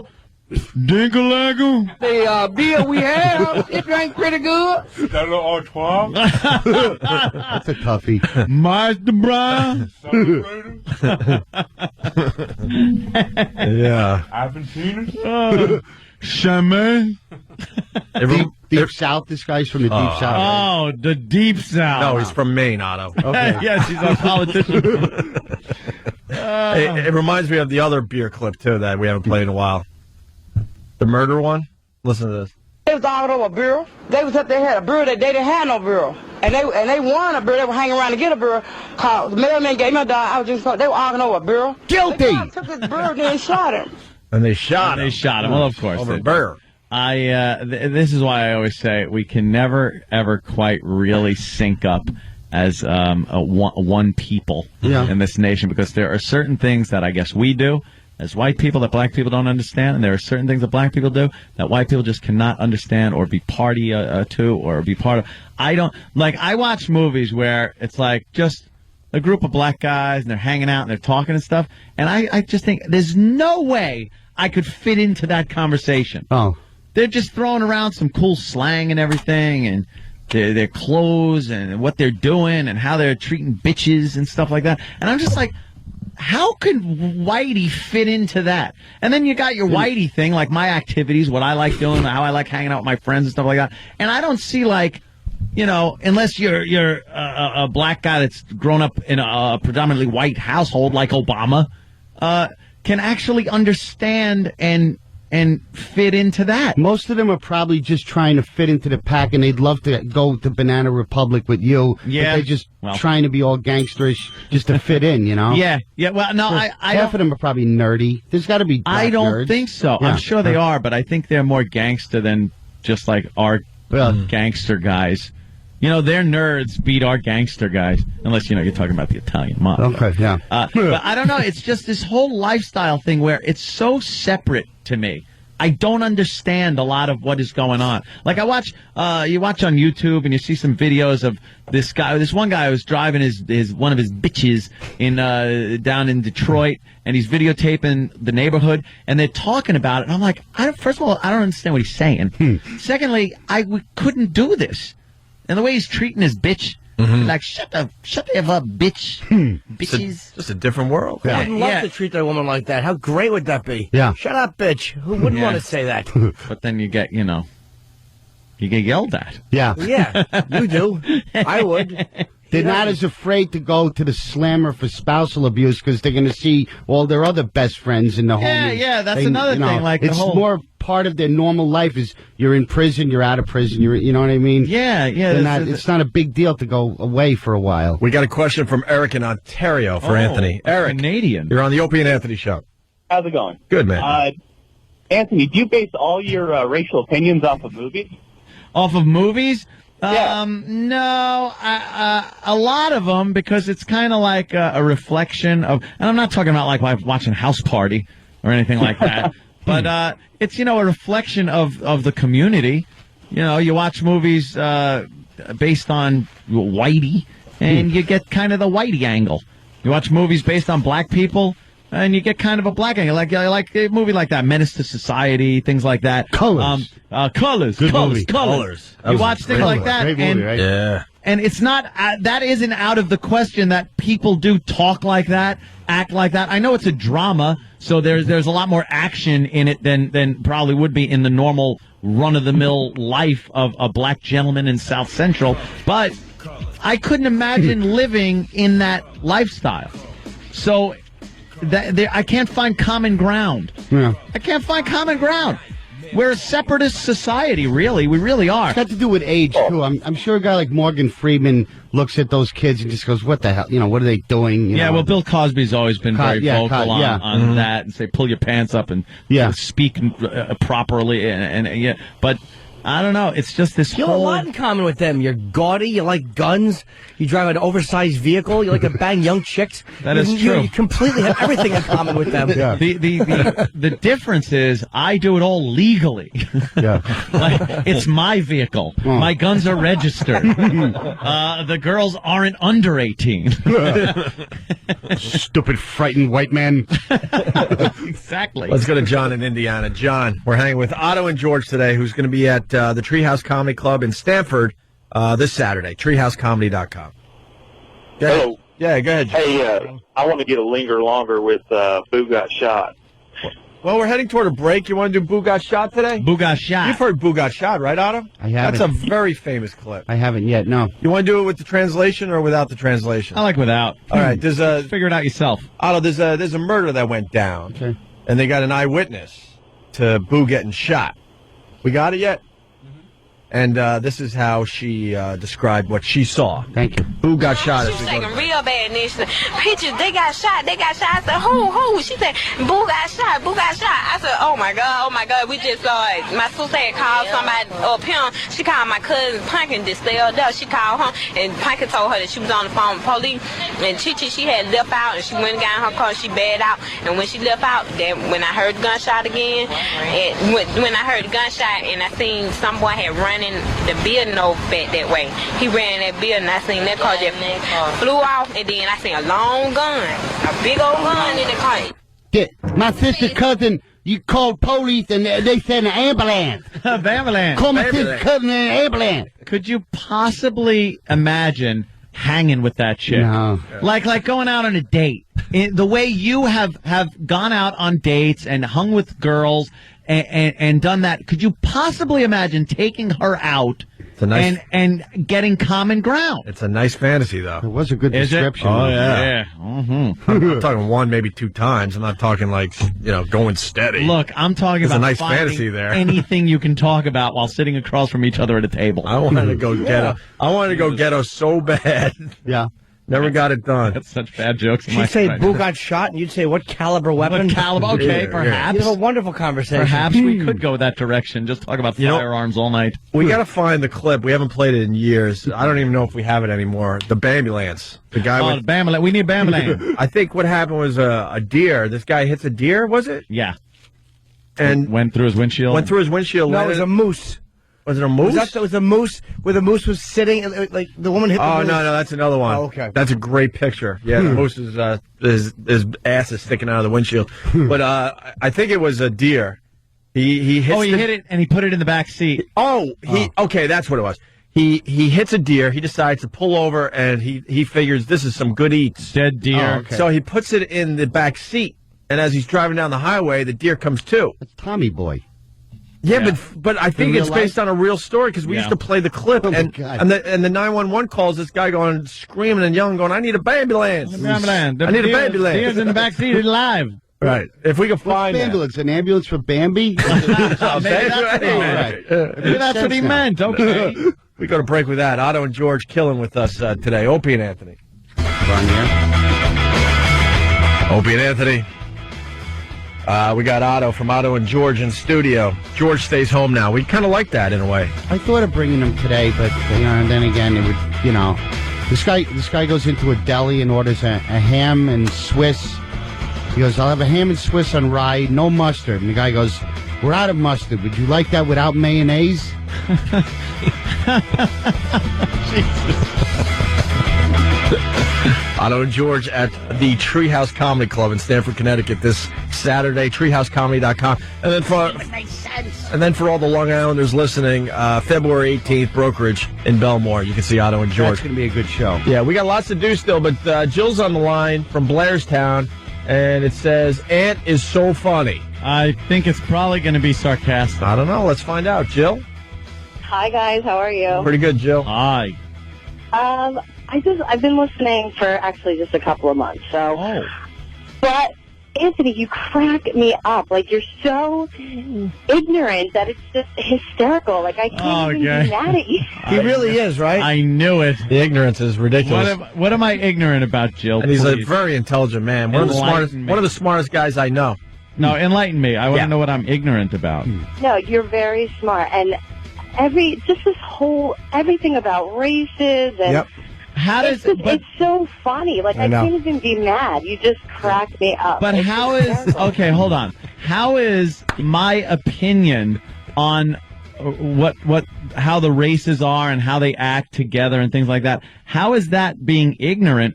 I'm basing it on something. And there is a kind of an opinion on the whole thing.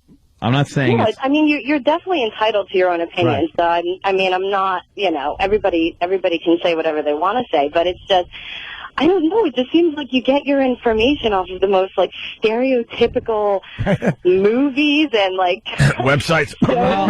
Well, no. I also I look at I look at the world. I look at like people. I'm a people watcher. I do that. It's not just based on movies. I'm not that crazy. But well, were you beat up by a bunch of black guys like every day as a kid or something? I grew up. I went to school in Central Islip at one point in my life out on Long Island, and it's known to not be one of the best neighborhoods around. And I did have some problems with some black gentlemen back then taking my money. They would always love taking the white kids' money. They come. Are you really just a sad little boy at heart and you just need some love? No, why can't it be, Jill, why can't it just be that this is the way it is? And I'm just kind of talking about what it is. While we were talking about this, let me just enlighten you a little bit. While we're having this conversation, I'm distracted by the news watching a savage beat the living crap out of an old lady. They're both black. It's black on black crime, which by the way is 90% of the crimes that black perpetrate are against other black people. That isn't my opinion, by the way. I didn't say it was. That's the way it is. Why would you say that is? Yeah. Why is there a disproportionate amount of crime in the black community than in the white community or any other ethnic groups? I think that they just publicize it more. All right, so you say it's the media. No, it's not. It's statistics that are collected by the FBI, by the prisons, that there is a disproportionate number of crimes that are committed by black people, as opposed to white people. That's the fact, because that's what they do. Yep. But it's a fact that that's the information that they collect. We don't know what goes on in white people's houses. So you're saying it's a conspiracy? The clip you just played of the woman talking about somebody that got shot and blah, blah, blah. Do you know how many trashy white people I'm not talk saying the same way? Right. Hey, Jill, Jimmy, I'm gonna shoot you. Why? I just Jill. See, here's what the thing is. I'm not saying there aren't dumb-ass white people. As a matter of fact, there are more dumb-ass white people than black people because there are more white people in the country. I'm talking 10 or 11% of the population of this country account for 50% of the prison population. How is that possible without there being a conspiracy? Jill? Just the way they report it, right, Joe? Shut up, Jimmy! God, you son of a bitch! All I'm saying is... How is that, Jill? All I'm saying is I'm not trying to get into all these serious facts. It's just... No, you called me out on something. I want to have an intelligent debate. You said I'm ignorant on a lot of things. I want to have an intelligent debate with you on this subject. Why do you think 50% of the prison population is made up of 10% of the country's population? Jill. It's just the way it is. Yep. Okay. Well, why is it like that? I need an answer. I say because there's this. I'm not disagreeing with you. That's what I'm saying. I'm not disagreeing with you. So then why am I stupid? Some of the. I didn't say you're stupid. Well, why am I then ignorant? I bring these things up. I bring up the crime, and I bring up the fact that we don't have common ground because of things like what I just mentioned, and then I'm called ignorant. I'm not talking about your facts. I'm talking about the plain old that you wouldn't be able to fit into a conversation with a bunch of black guys. I couldn't. Why is that funny? Do you look? Why? Because I don't understand. I don't have a common ground with a group of black people. I can't step into that. You certainly can. Unless you're talking about the ghetto guys. I am. And the hardcore rap guys. That's what I'm talking about. But there's a lot of other black guys out there. Ghetto black guys do you run into? Yeah, really.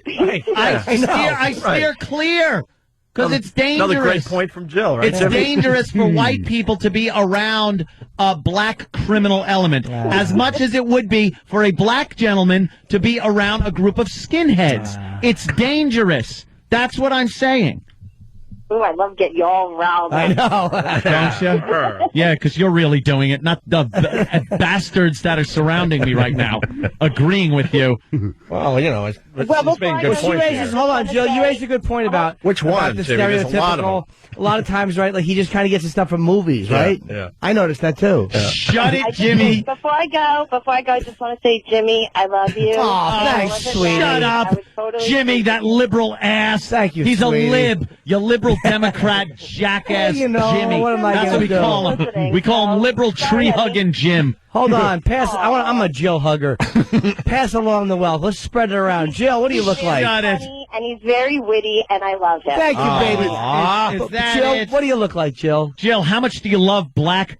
Hey, you just love it? do we have to You go just there? love it? Do we have when to go did your there? father disown you, Hey, Jill? hey, let's keep it fun. Oh, I have a very loving father. All right, I'm kidding. I'm sorry. Jill, are you a pretty girl? What? Pretty girl, Are you are you? Grady? Pretty girl, are you, Mr. Grady?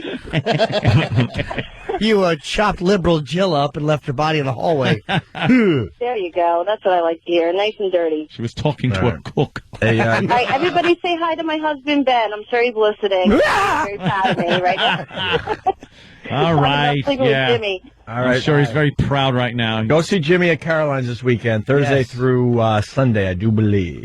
God, people just can't be honest. I know. Everyone that says Anna's wrong has never worked. Oh, hold on, I'll read them all out for you. Yeah. Shane and Philly, just to see what's going on out there. Everyone that says These Anna's are, by wrong the way, has never worked with black people. These are opinions that people have gotten through experience, whether that's right, wrong, or indifferent. This is what people are living. Brennan in San Diego, Anna's giving facts. She's calling them theories. Michelle in Rockland County, I understand both sides, but Jill shouldn't attack Ant.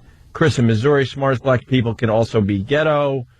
Tony, black guy from D.C., Ant watches movies and thinks we're all the same. Well, can we have a guy? I think a guy like Tony and Ant would be very interesting. To, Sure. I watch movies and think they're all the same. I all right, hold on a minute. Jim in Long Beach, I'm a cop. Jill is the ignorant one. Scott in D.C., and I think you're ignorant too, but I love it. And Paulie from the NYPD, I want to back up Ant with facts. Yeah, there you go. Well, Tony from D.C. Tony, you're on the Opie Hey. Show. Hi, Tony. What's up, Tony? What's going on, fellas? What's up, man? Hey, Ant.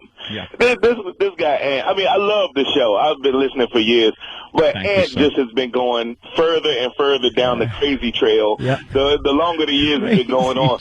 Look, Ant. Yeah. Look, I wouldn't fit into Minister Society, okay? Yeah. Most black people wouldn't fit in Minister Society. That is a crazy, ultra-violent movie, you know? Yep. But to say that that's the same thing as a white black person hanging around skinheads kill black people. Yep. Black people, if you go around black people and you hang around with some black people, they'll just say, what is that guy doing in the hood? You know, but they're not going to go up and test your balls or anything. You know what I mean? I think if I try walking through East New York on a Saturday night, I am getting effed up, dude. I am getting effed up. If I walk past certain street corners, I'm a dead man. I'm done for. It's just the way it is. That is, yeah. And most of the violence, like you said, most of the violence is black people on other black people. Yeah, that's because white people aren't around in those areas. White people are around, but if you hang around any bad neighbor, if I walked around a trailer park on a Saturday night, I mean, hell, I might get, get messed up. You're I might right. Get killed. That's my whole thing is we're still a very separatist society because I don't think we can find common ground. What's, Tony, give me a brief, what is your Saturday night like? What do you do on a weekend? On a weekend, I sit at home, to be honest. All right. I sit at home and Who's I home? just watch TV. Huh? Oh, yeah. Come on. Come on. I'm teasing. I like Tony. Come on. What is that? We got an opportunity here. He's Come on. actually making very valid points. What is that? No, I just sit home, to be honest. I might go to a bar every now and again, but it's nothing crazy. Like, we don't stand on the corner and talk about our bitches and all of this stuff. That's rap videos, man. You can't take it. And with Ant, another thing is that he's corrupting all of you guys. I'm sorry to say it, but he does the same thing with the liberal and conservative debate. He's one crazy person who says something crazy like Obama's going to pay my mortgage, and then says, this is how liberals think. Oh, they said the same thing about Hitler. Yeah. Like he was crazy and was going to influence people. Oh. That's not the same thing. Right, of course not. Ant. Come on. And you see, Ant goes down the crazy trail. All the time. Oh, my God. There's Ant going down the crazy path. I like Tony. That's because I expected, what do you do on the weekend? You hang out, You drive around in chopped down Chevys. But how can you like Tony? He's with black. some weapons in there, and can't possibly just like hassle Tony. the police when they pull you over. That's what I expect. No. All right. Well, but see, we talk back to the police because they're always around. Yeah. They're always And when they're not, there's a problem. No, if you lived in a neighborhood where the police were always around, always harassing and stopping people for no reason. They drive past my house all the time. They give me a wave, and then they're off. They're patrol. get outta It's called here. patrolling. Yeah, but you're paying them. They're like your private security or something like that. Well, They not come too far around, off there, Tony. I love the police. What are you kidding?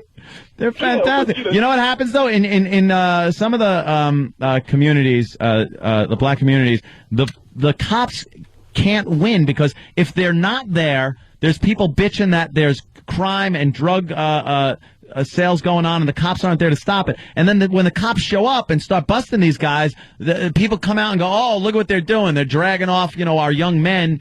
So it's very hard for the police to win in those situations. It's not hard. Here's the thing. Why don't you just treat them with respect when you get pulled over and say, "Yes, sir," "No, sir," here's my license, my registration.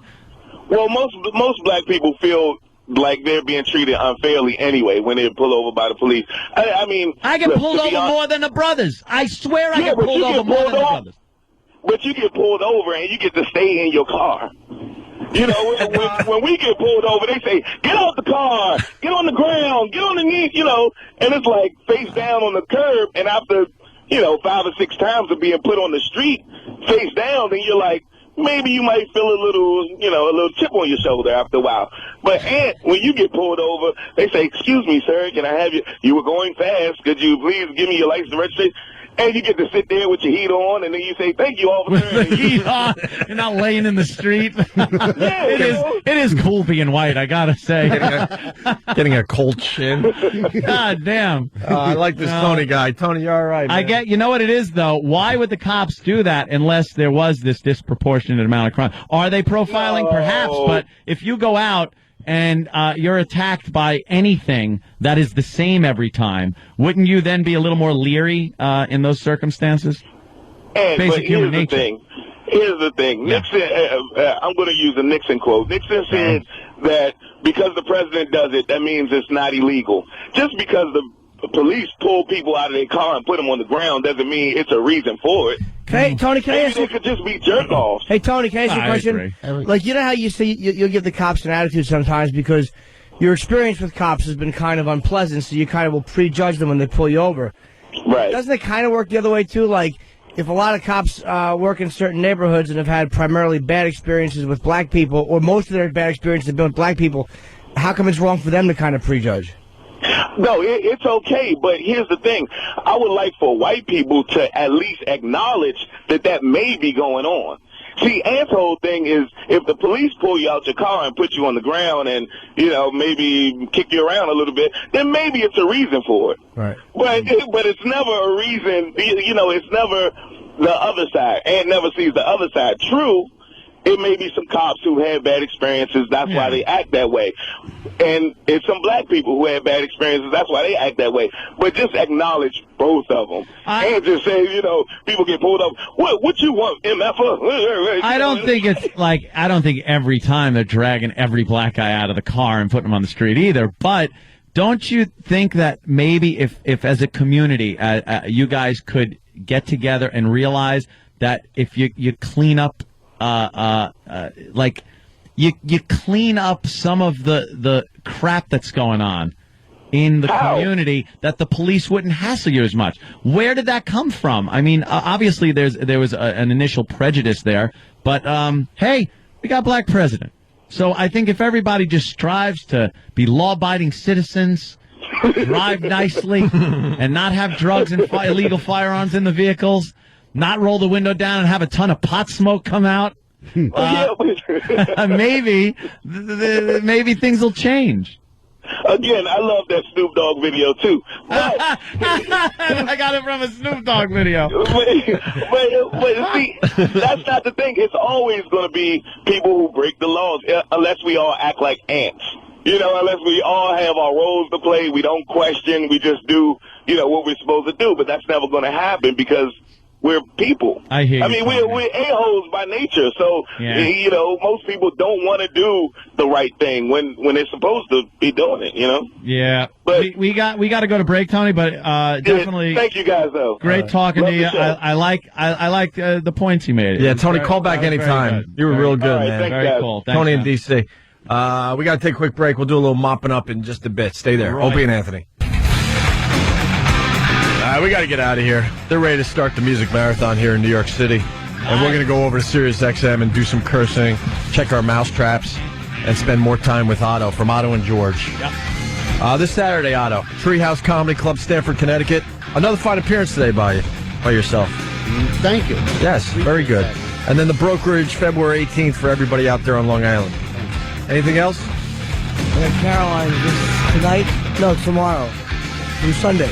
Yeah. 212-757-4100. I'll be there. And my whole new thing that I've been doing, we're really physical comedy. Where I've been kind of doing this improv thing where I bring people on stage and we act out a scene. Yeah. Yeah. It's really funny. No, it's great. I'm like, what's the occupation? Someone will yell a job. Abortion doctor. All right, please. All right, you're an abortion doctor. Yeah. At a deli. Go. Yes. That looks like I'll have a slice of what looks like my left job. Yes, that'd be pimento. Want to thank Sam. He's gently sucking the pimentos out of the olives. I meant to say olive loaf. I'm such an idiot. Pimento is good. That works. Yeah. I tripped into a good one. And Sam, of course, for bringing in the greatest treats of all time. Or some of the greatest treats of all time. Sam's dad, got to thank him. Yeah, pictures are up on onaradio.com. And we're working on the videos. They'll be around tomorrow, I assume. A lot of puking. E-Rock just couldn't handle some of the greatest treats of all time. Because we mentioned it, we leave you today just before the music marathon with the I Need a Bambulance phone call. Right. We'll see you tomorrow. Family. This is the ambulance emergency line. Do you have an emergency? I need a ambulance. Who is this? Joe. Okay. Where do you need us? I'm in the phone booth. Okay, what's the address there?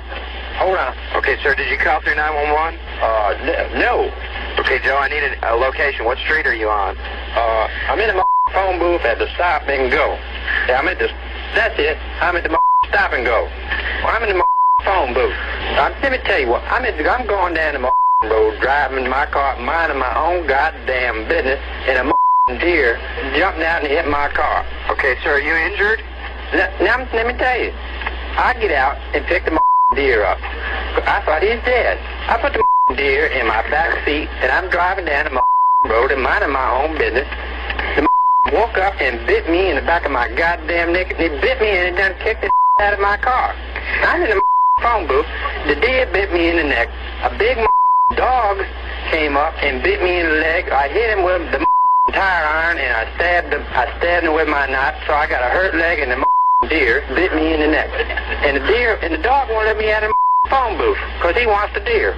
Now who gets the deer? Me or the dog? Okay, sir, are you injured? Yeah, the deer bit me in the neck. Hold on.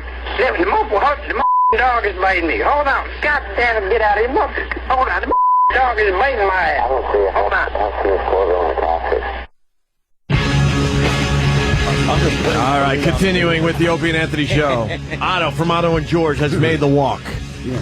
Some of you guys, you don't make the walk. We like when we see you make the walk. Yeah. Otto continues with us. All right. Got a nice audience filing in. Ooh, onto the bleachers. And Mousetrap still nothing, huh? Wow, that's... Fuck, you'd think there were no mice around here. That's becoming a bust. We know that the place is infested with rodents. I think they got the exterminator coming in tomorrow, too, so... game over. Bit is going to be over tomorrow. Faggots. Fucking wankers. There's a couple things we couldn't get to because we had a lot of action. It went fast over there today. A lot of I noticed action. that. Yes. That's the sign of a good, solid program. I know Jimmy likes a good comic strip. They're fucking so funny, man. You enjoy a good comic strip. Yeah, I do. And there's something going on with Dilbert that's making a lot of news today there, Jimmy. Oh, what? Yeah.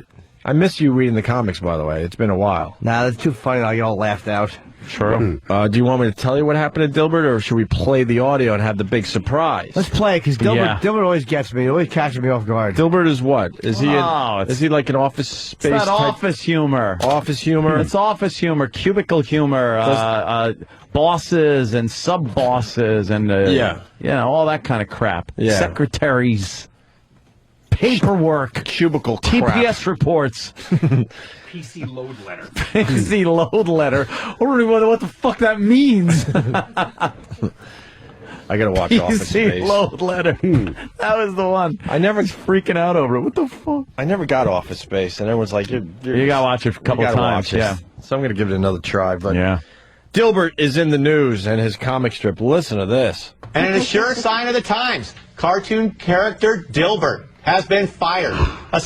Dilbert has been fired, Jimmy. What did Dilbert do again? Oh, I think it's because of the economy. You know, you got to be relevant with your comic strip, right? This has got people talking. A symbol of the downtrodden worker. Dilbert says, my side business, DilbertFiles.com, is getting lots of attention. I have a feeling I will soon be leaving my cubicle behind. All in favor of firing this idiot for using company resources? What? I don't even know what we just heard. What was that? What the fuck does that mean? It's in parts, but... Did Dilbert get fired? Did he stop running that shitty comic strip? Yeah, what happened? Did the guy get fired? Sam, you're making everyone angry today. What No the one fuck gets is it. Who going on with cares? Dilbert and his stupid comic Gives strip? a fuck. Well, you guys are probably just like, because it's very funny. You got to listen to it again. What they did was they read the Dilbert Gets Fired comic strip, and the last box of the 3 panels, the last panel is his bosses saying, "Should we fire him?" And so that's where I ended the clip, so that way you guys could laugh and not. And then we're gonna find out.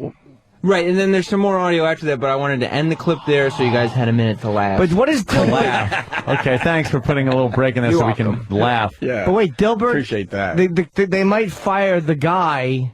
The character. Who gives a fuck? Not the guy that writes. No. The character Dilbert is getting fired, so now we're gonna have to follow his adventures of trying to get a job or misadventures. Misadventures. Of trying to get a job.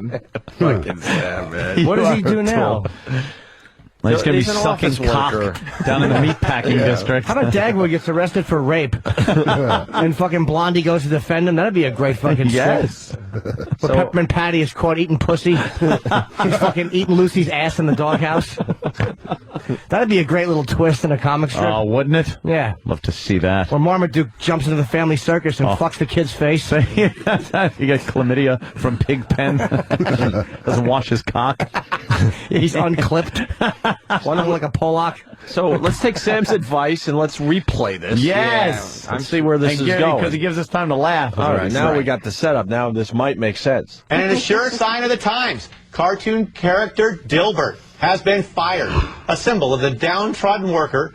Dilbert says, my side business, DilbertFiles.com, is getting lots of attention. I have a feeling I will soon be leaving my cubicle behind. All in favor of firing this idiot for using company resources? Oh, so that was the panel with the bosses? He's sitting there, so Dilbert's sitting there going, well, I've created this side business while I'm at work that's going to enable me to leave my job and, become a successful millionaire on my own. Right. Little does Dilbert know that in his head he's saying, I'm going to be out of here soon, but he's going to be out a little sooner than he thinks. Sam. Wow, Sam. The way you put it. Right. All right. Scott Adams is the man, the cartoonist, and the blogger behind the character. Scott, why did you pick this moment in time for Dilbert to lose his job? Gee, boy, I wonder. I wonder why. Maybe because everyone's losing a job, and he wants to have Dilbert relate to the people, man. So. Fuck. It's the smart move. Tessio was always smarter. Dilbert was always smarter. Dilbert. Ugh. Pick you up in front of Dilbert's joint in an hour. This moment in time for Dilbert to lose his job, and quite frankly, he was using company resources. It's a terrible thing to lose a job, but didn't he deserve to get fired? Well, his company was slowing down, just like everybody else's company is slowing down, and he didn't have much to do, so he started a side business in his cubicle. That guy sounds like which is, what a lot of people do, including myself. He does sound like Napoleon Dynamite. Dilbert should get it in the head like the Turk. Why don't you just drop me on the way after or whatever? In business in his cubicle, which is, what a lot of people did, including myself. And he got caught. So it just seemed like a good time to downsize him and let him see what it's like to try to get a job in this economy. God, what a bore. Well, that's news. See how it's like to get a job in this economy. I mean, I'm with Sam here. This is a treat for everyone. Is he gonna just be looking for a job, or is he gonna take a little time off and hang around the house? Well, for a little while. What do we see? A lot of people are asking that question. Are they, Sam? And in this next track, we find out. Wow. Okay. Does your dad enjoy a good comic strip when he's eating some of the greatest treats of all time? I don't know. He does have the Sunday paper by his side while he's eating these treats. Yeah. I bet he likes Beetle Bailey. One of some of those old comics that have been around for 1,000 years. Starr. Is Brenda Starr still hot in comic strip form? Is he going to get brought back really fast, or are you going to have a long-running storyline where he's now looking for a job and get a lot of humor out of that? Well, I will tell you that, I can't give away too much. I will tell you that when he comes back, it won't be in the same capacity. So I can't wait to see it. That's a cliffhanger. Wow. Now I got to start reading the Dilbert. We're going to learn 3 panels at a time. For the next 5 years, we'll chronicle his fucking 2 job searches. 3 effing panels at a time. How fucking my boring. God. When they stop with fucking comic strips, no one laughs when they read them. It is nobody. An archaic form of entertainment. Jimmy, nobody laughs. It was relevant in the 20s. Get us a newspaper. What are you talking about, Jimmy? They hurt my throat. Is that today? That's why I don't do it. Now, is that in today's paper, Dilbert, getting fired? Or is that maybe happened already, and now we can get an update by reading today's paper, Sam? That's a very good question. I think, Sam, you should be on top of the whole Dilbert thing and bring us updates from time to time. I will give you Dilbert updates. Where will be our Dilbert connection? Has he been fired? Dilbert has been fired. Officially, he's been fired. Okay. Dilbert's jobless. So the listeners are going to be begging for they're going to be begging for the Dilbert updates there, Sam. Yeah. So make sure you don't disappoint our fine listeners. Maybe he'll shoot himself and his family. That would be great, wouldn't it? We don't have a Dilbert today, but we have Beetle Bailey today. Fuck Beetle Bailey. Doonesbury? The New York papers don't have Doonesbury Dilbert. is probably the funniest comic ever. Yeah. You can read it, and then you just don't understand it. We don't even have Dilbert in our papers after all that. What a waste of a page of newsprint. These are the good. comics. Just get you angry. Hey, look at Jimmy.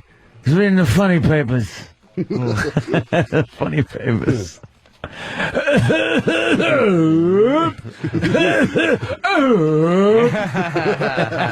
Fucking Don Corleone, you dummy.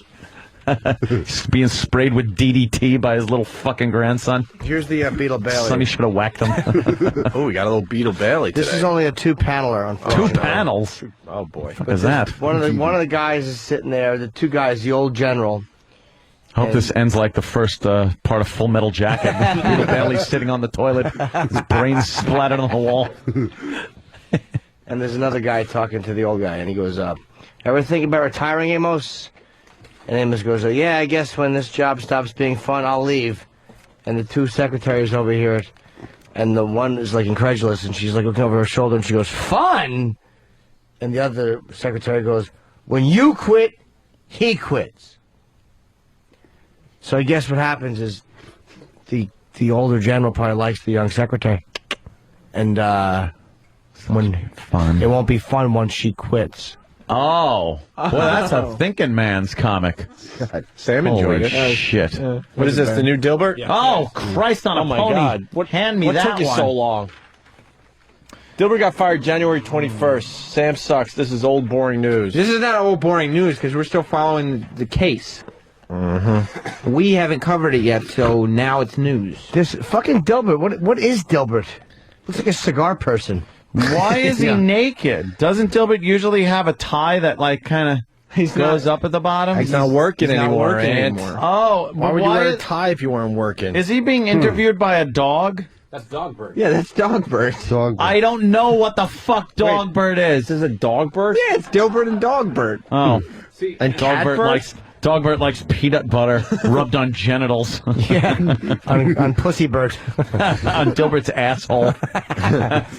Dogbert puts a pink lipstick Bert in Dilbert's mouth Bert. Fucking Dilbert is horrendous.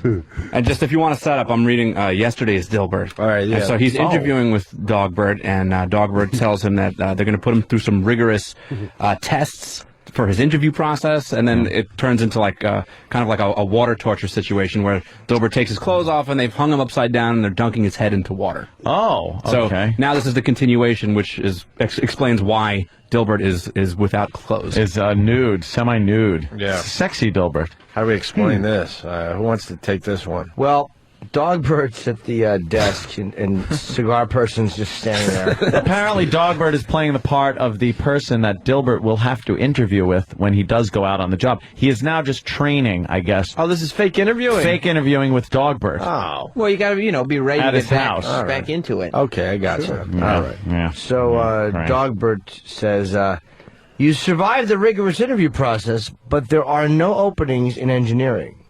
Mm-hmm. And then the next panel 1. Mm-hmm. And panel 2. Look how lazy is that drawing. The second panel is of the top part of a building.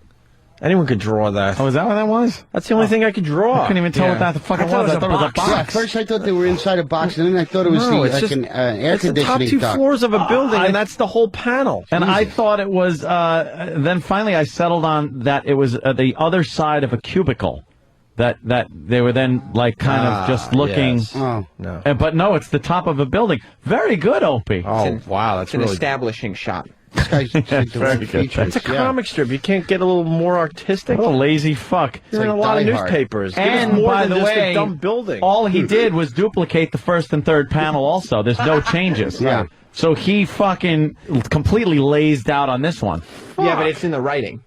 Is it? Shut it. Yeah, the writing is good, though. All right, so you got the top 2 floors of a building, and I mean, that is it. And it's a lame-looking building. It looks like a cubicle, like these guys were saying, or a box.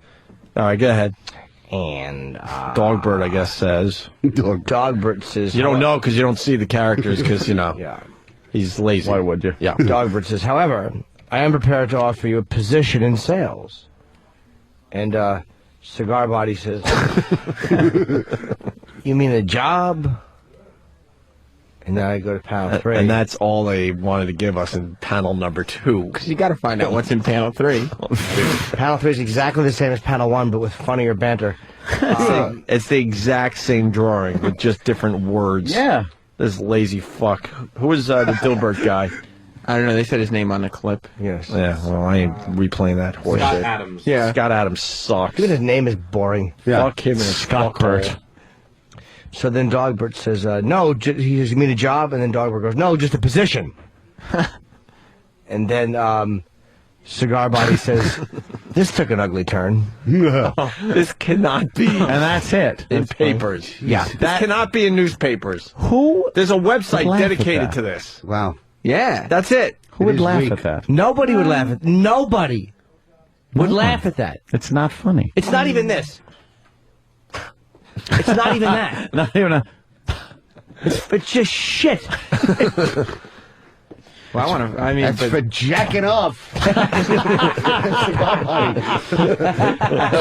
that for? Yes. Jacking off. This is Warren Jerombert. but in a way, it does kind of lead you to want to know what's going to happen tomorrow. Well, if he's standing in front of Dogbert tomorrow, I'm fucking burning the paper. The whole building. Burn the paper, burn the paper. Yes, Danny. On Dilbert.com, there is there a preview, a trailer for tomorrow's fucking panel? Well, no, but there is a fun game. It's called "Are You Funnier Than Scott Adams?" And it basically gives you it gives you the last panel blank, so that you can. Oh boy! Oh well, I think we should have a little contest. So, if you'd like, I could print out some copies. I'd like it a lot. Can we do that? And we can play a little game. Let's play a little game. Sounds fun, Dan. Can the listeners play online and They sure can. They can go to Dilbert.com And there's a link right on the homepage to Are You Funnier Than Scott Adams? How about you pass out a bunch of them to our studio audience also? Let's play Are You Funnier Than Scott Adams? See if they're funnier than Scott Adams. Ooh, Scott Peterson is funnier than Scott Adams. He certainly is. So is Connor. You go to Dilbert.com. Lacey Burt wasn't. Lazy Bird. Oh, God. Oh, she came up like sushi. Oh, wrapped in seaweed. Oh, I'll have the young child.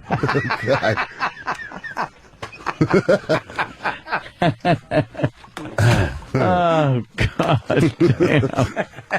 Oh, that's very funny. Little wasabi head. Oh, boy. Oh, boy. Yeah. What kind of a job do you guys think he'll end up being able to get? Sam, let's see. I can only imagine, Sam. Funny bone remover?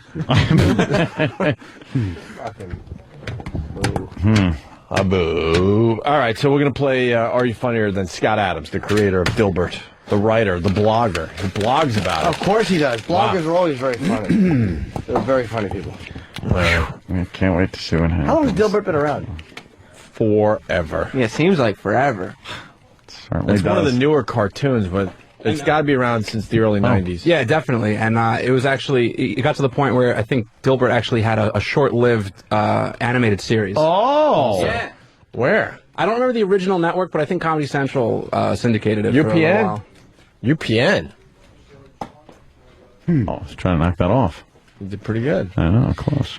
Danny, what's this clip? Some repo clip that's supposed to be pretty good. Calling a bank. What do we got here? As we make copies of the Dilbert panel. The audience now has it, and they're going to attempt to be funnier than douchebag Adams, or whatever his name is, Adam Scott Adams. We Not Rich? What is this about? I wonder. We Not Rich. Okay. Yeah, well, this is really, it's something quick. It's something for Aunt, really. Of course it is. You really just have to play it, I think. I mean, you'll listen to this voicemail that was left for a banker. Okay. Somebody had called to try and repossess a vehicle for lack of payment. Yeah, that'll happen. It will. And this was the message that was left back to the bank. And it kind of goes on for a while, and you go, okay. And then there's a nice little punch at the end that makes sense for everybody. Righty? Yes. Y'all come to get the car? The car is not here. The car is in the shop, and one part is at another shop. If y'all want it that bad, y'all can go pay that man to get it out, and then pay the person to get the other part out. I mean, because y'all act like y'all couldn't be patient. You knew that we was going to get it taken care of. So if y'all want it that bad, y'all can go get it. You pay the man and pay the other man, and we can leave it as that. Because we're not on that much on the car. Y'all want to trip on it now that we only got on 1,000 or 2,000 on it. So you know what? God bless y'all. Y'all can go pick up the car. So you know what? Give me a call back, and I will give you the direction to where the man is. And I will let him know that y'all going to be paying him to get it out, because y'all don't be patient. We're not rich like y'all. That's one thing y'all going to have to understand. But one day, this year, we will be. Because we have Barack Obama. You cunt. You fucking cunt. Wow. Ugh. See, I just felt bad for her. Shut it. I did. She said they took her car. First of all, this dumb fucking goon doesn't even understand. The repo guy can go to the fucking garage or wherever the fuck this car is that she says is being serviced in 2 different places. What, did she cut it in half? And take it. And repo the fucking thing. And the bill is still going to your stupid ass. What a dummy. Obama president, nah. But I'm not rich like y'all, but I will be. No, you're not. No, you're not. Barack gonna take Aunt's money? Yeah, well, she got a car taken away. You Good. heard. She's gonna be rich. Ugh. Like all of us. And my fucking taxes go up because this cunt has to fucking get more money. Because I gotta help. Because I gotta help bring people up behind me. This is the shit I'm talking about, by the way. When people call me delusional and stupid and ignorant and fucking, I only get my shit from movies and stuff. No, that's reality. That's fucking reality. That's what we're dealing with. That's what we're fucking dealing with. Ignorant motherfuckers like that who think they're gonna fucking get rich off of people that are working for a living. Asses. There's a few out Good. there. Get but your car repoed, you cunt. There's just a few out there. It's not an epidemic. Leave a few or of your anything. kids in there too while you're at it, so I don't have to pay for them. Oh, what a twat! God, is that annoying? Oh, that clip is annoying. Fucker. Oh, good. That's going to make this Dilbert fucking panel real easy. All right. We got the Dilbert thing. At least there's one word I know how to spell by heart. Now, the comic strip we just did for you, you could, do the third panel yourself. That's where we're at. So we got you survived the rigorous interview process, but there are no openings in engineering. Second panel with the building. However, I'm prepared to offer you a position in sales. Cigar Body says you mean a job. And now we got the third panel as we play Are You Funnier Than Scott Adams, the creator and writer and blogger of Dilbert. And you can play along at home at what, Dilbert.com? All right. First entry. First entry is from Otto's friend. Otto, you didn't introduce your friend. Well, that's Roger Sullivan over there. Roger Sullivan? Yeah. From Ho-Hocus. Ho-Hocus? Yeah. What the hell's Ho-Hocus? It's north of Paramus. I didn't know of a town called Ho-Hocus. Yeah. Danny, you want to read this? You take the entries? Sure. Are you funnier than Scott Adams? So, should I recap the whole panel again? I did, but yeah, do it one more time. Right. What the hell? So the first panel, Dogbert says to Dilbert, you survived the rigorous interview process, but there are no openings in engineering. However, I am prepared to offer you a position in sales. Dilbert replies, you mean a job? And in this, our first entry in the Dilbert game here, Dogbert says no, and Dilbert says, well, I guess I could deal pot. Mm-hmm. Wait, what is he saying over there? What? You're hoping for a little something more than that? Oh, wow. Why would the mic be on? Why? Why would it be on? I'm so glad the listeners get to see it for themselves, because a lot of people think it's just a bit we do. And no, it's no bit. It's reality. All right, we'll try again. Yeah. I just thought it would be funny if Gilbert hit hard times and became like a total degenerate, you know? That would be funny. I don't know about that. That's encouraging. All right. Hey, anyone else have entries out there on the bleachers? Jimmy's handing in his. Anthony handed in his. Mine can't be read on the air. No, mine can't be read on the air. Maybe with the button.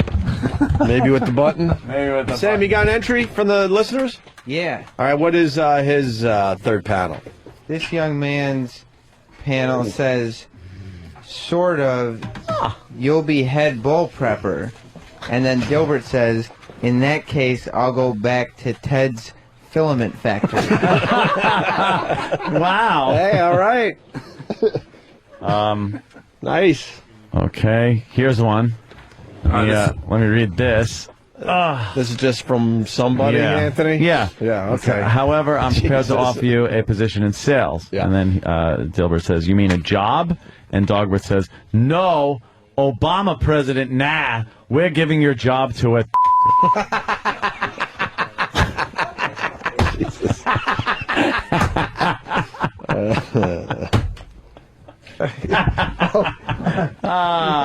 Okay. Well. Hold on. Oh, no. Here he goes. He got it. He's cracking up. That's the kind of laughs we have here. Right? Yeah.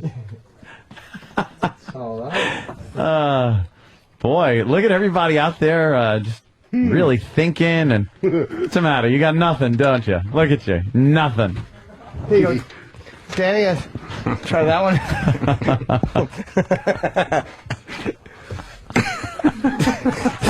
Okay.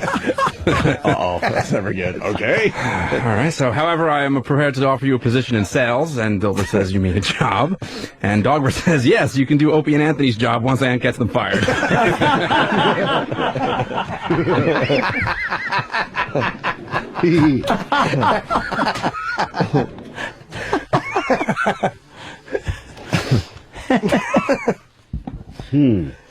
Oh, boy. Any others?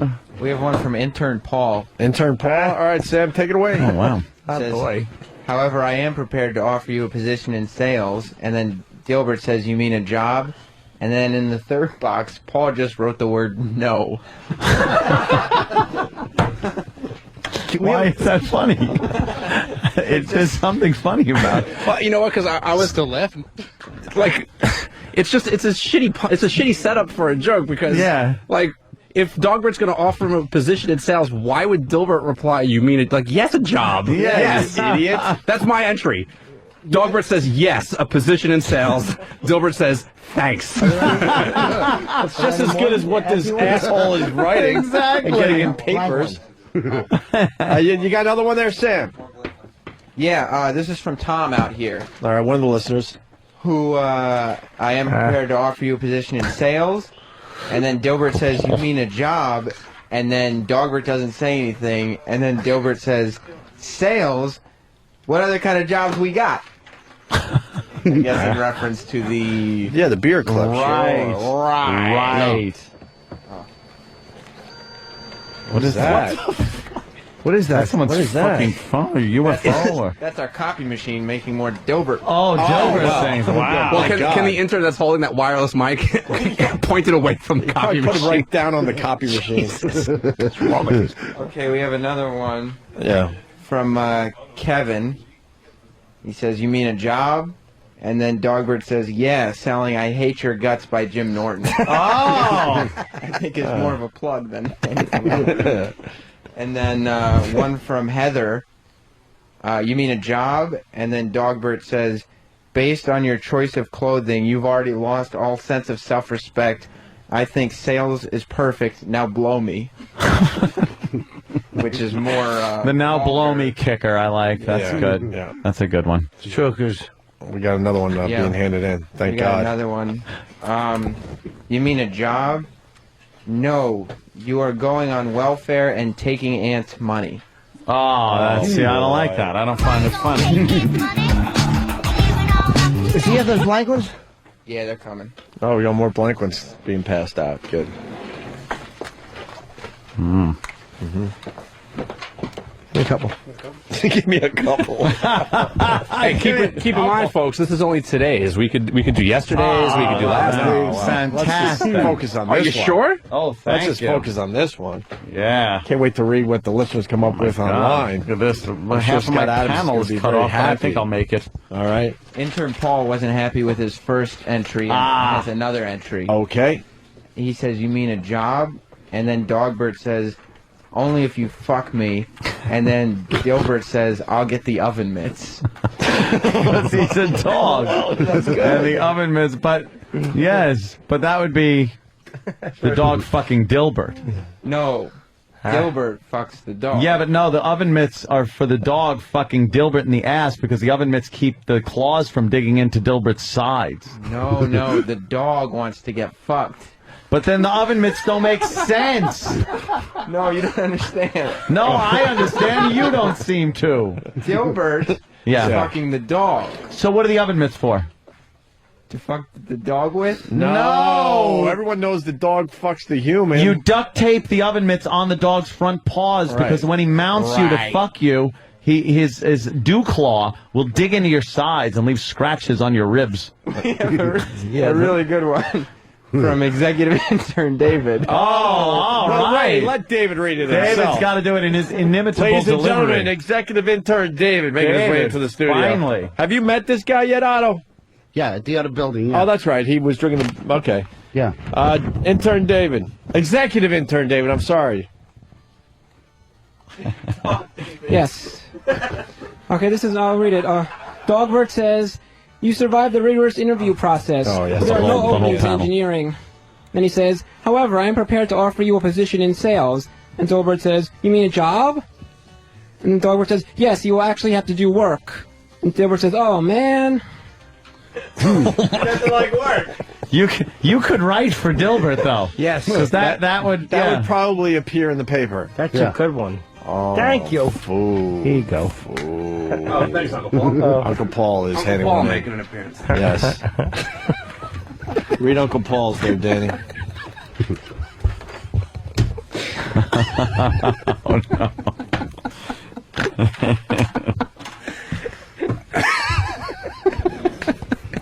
Well, I don't really think that it's Dogbert and Dilbert having a conversation. It just kind of seems like a question that Uncle Paul was kind of wondering. Oh, really? Okay. Thank you, Ken. Cartoons is fun. It just says... You have to read the cartoon. Okay, let me read the cartoon. So we know what the first panel is, and then Dogbert says, however, I'm prepared to offer you a position in sales, and Dilbert asks, you mean a job? And I'm not quite sure who's saying this. It's just kind of in the panel in bad handwriting. It just says, you got any kids I can fuck? Jesus. And Can is spelled K-A-N.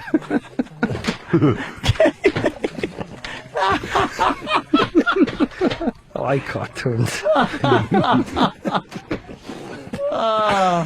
Uncle is also spelled with a K. Like cars for kids.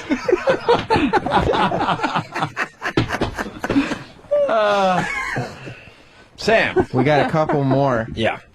Heather has a follow-up. You may remember Heather. She's the one who wrote, based on your choice of clothing, you've lost all self-respect.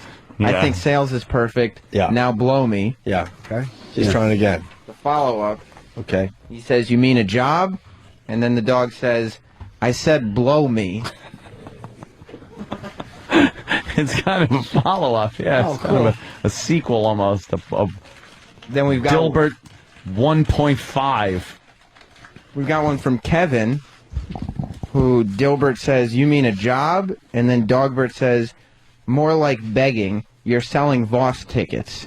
Oh, see, and Rich isn't even here to defend himself. That's not fair whatsoever. Wow, that's so not right. You got another one there, Sam? Yes, this is a good one because it's political. Okay. Oh, okay. Dilbert says, you mean a job? And then Dogbert says, yeah, a job. Wait, Bloomberg just cut that one, too. There you go. I get it. Because that's the way he's running the city. Okay. All right, we have another entry. Yes. So, again, Dogbert, however, I'm prepared to offer you a position in sales. Dilbert asks, you mean a job? And Dogbert replies, yes, you can clean cum out of my handlebar mustache. Jesus. Wow. There's a nice little callback. Wow. Oh, shit. Sam, back to you. We've got one from Keith. Yeah. And then Dilbert says, you mean a job? And then Dogbert says, yes, but you'll be selling Gap the movie. Oh. And then Dilbert says, I would rather drive my wife to suicide. Oh, wow. That kind of happened. A little Paul O bashing going on there. Oh, Jesus. And then our intern Charlie did one. All right. And then Dilbert says, you mean a job? And then Dogbert says, no, a position in sales, you cunt. So, that's the blow me approach. Yeah, just something dirty. It'll always make you chuckle. Yeah. Are we about done there, Sam? I think we have Heather going for a third home run. Wow. Oh, God bless her. She should just apply for the fucking job. Heather, what's the plug again? Why not? I got one. You got what? George Gallo and Terry McNeely at Ollie's Point on Sunday, February 8th. What are Sunday. they? Comedians? George's a comedian, yeah. He's Comedians, Okay, yeah. good, very good. I knew you'd have a plug. All Okay. right. This is Heather's third entry. Yep, this is a good one. Dilbert says, you mean a job? And then Dogbert says, stop staring at me. Wow. Because he's just looking at him. You know.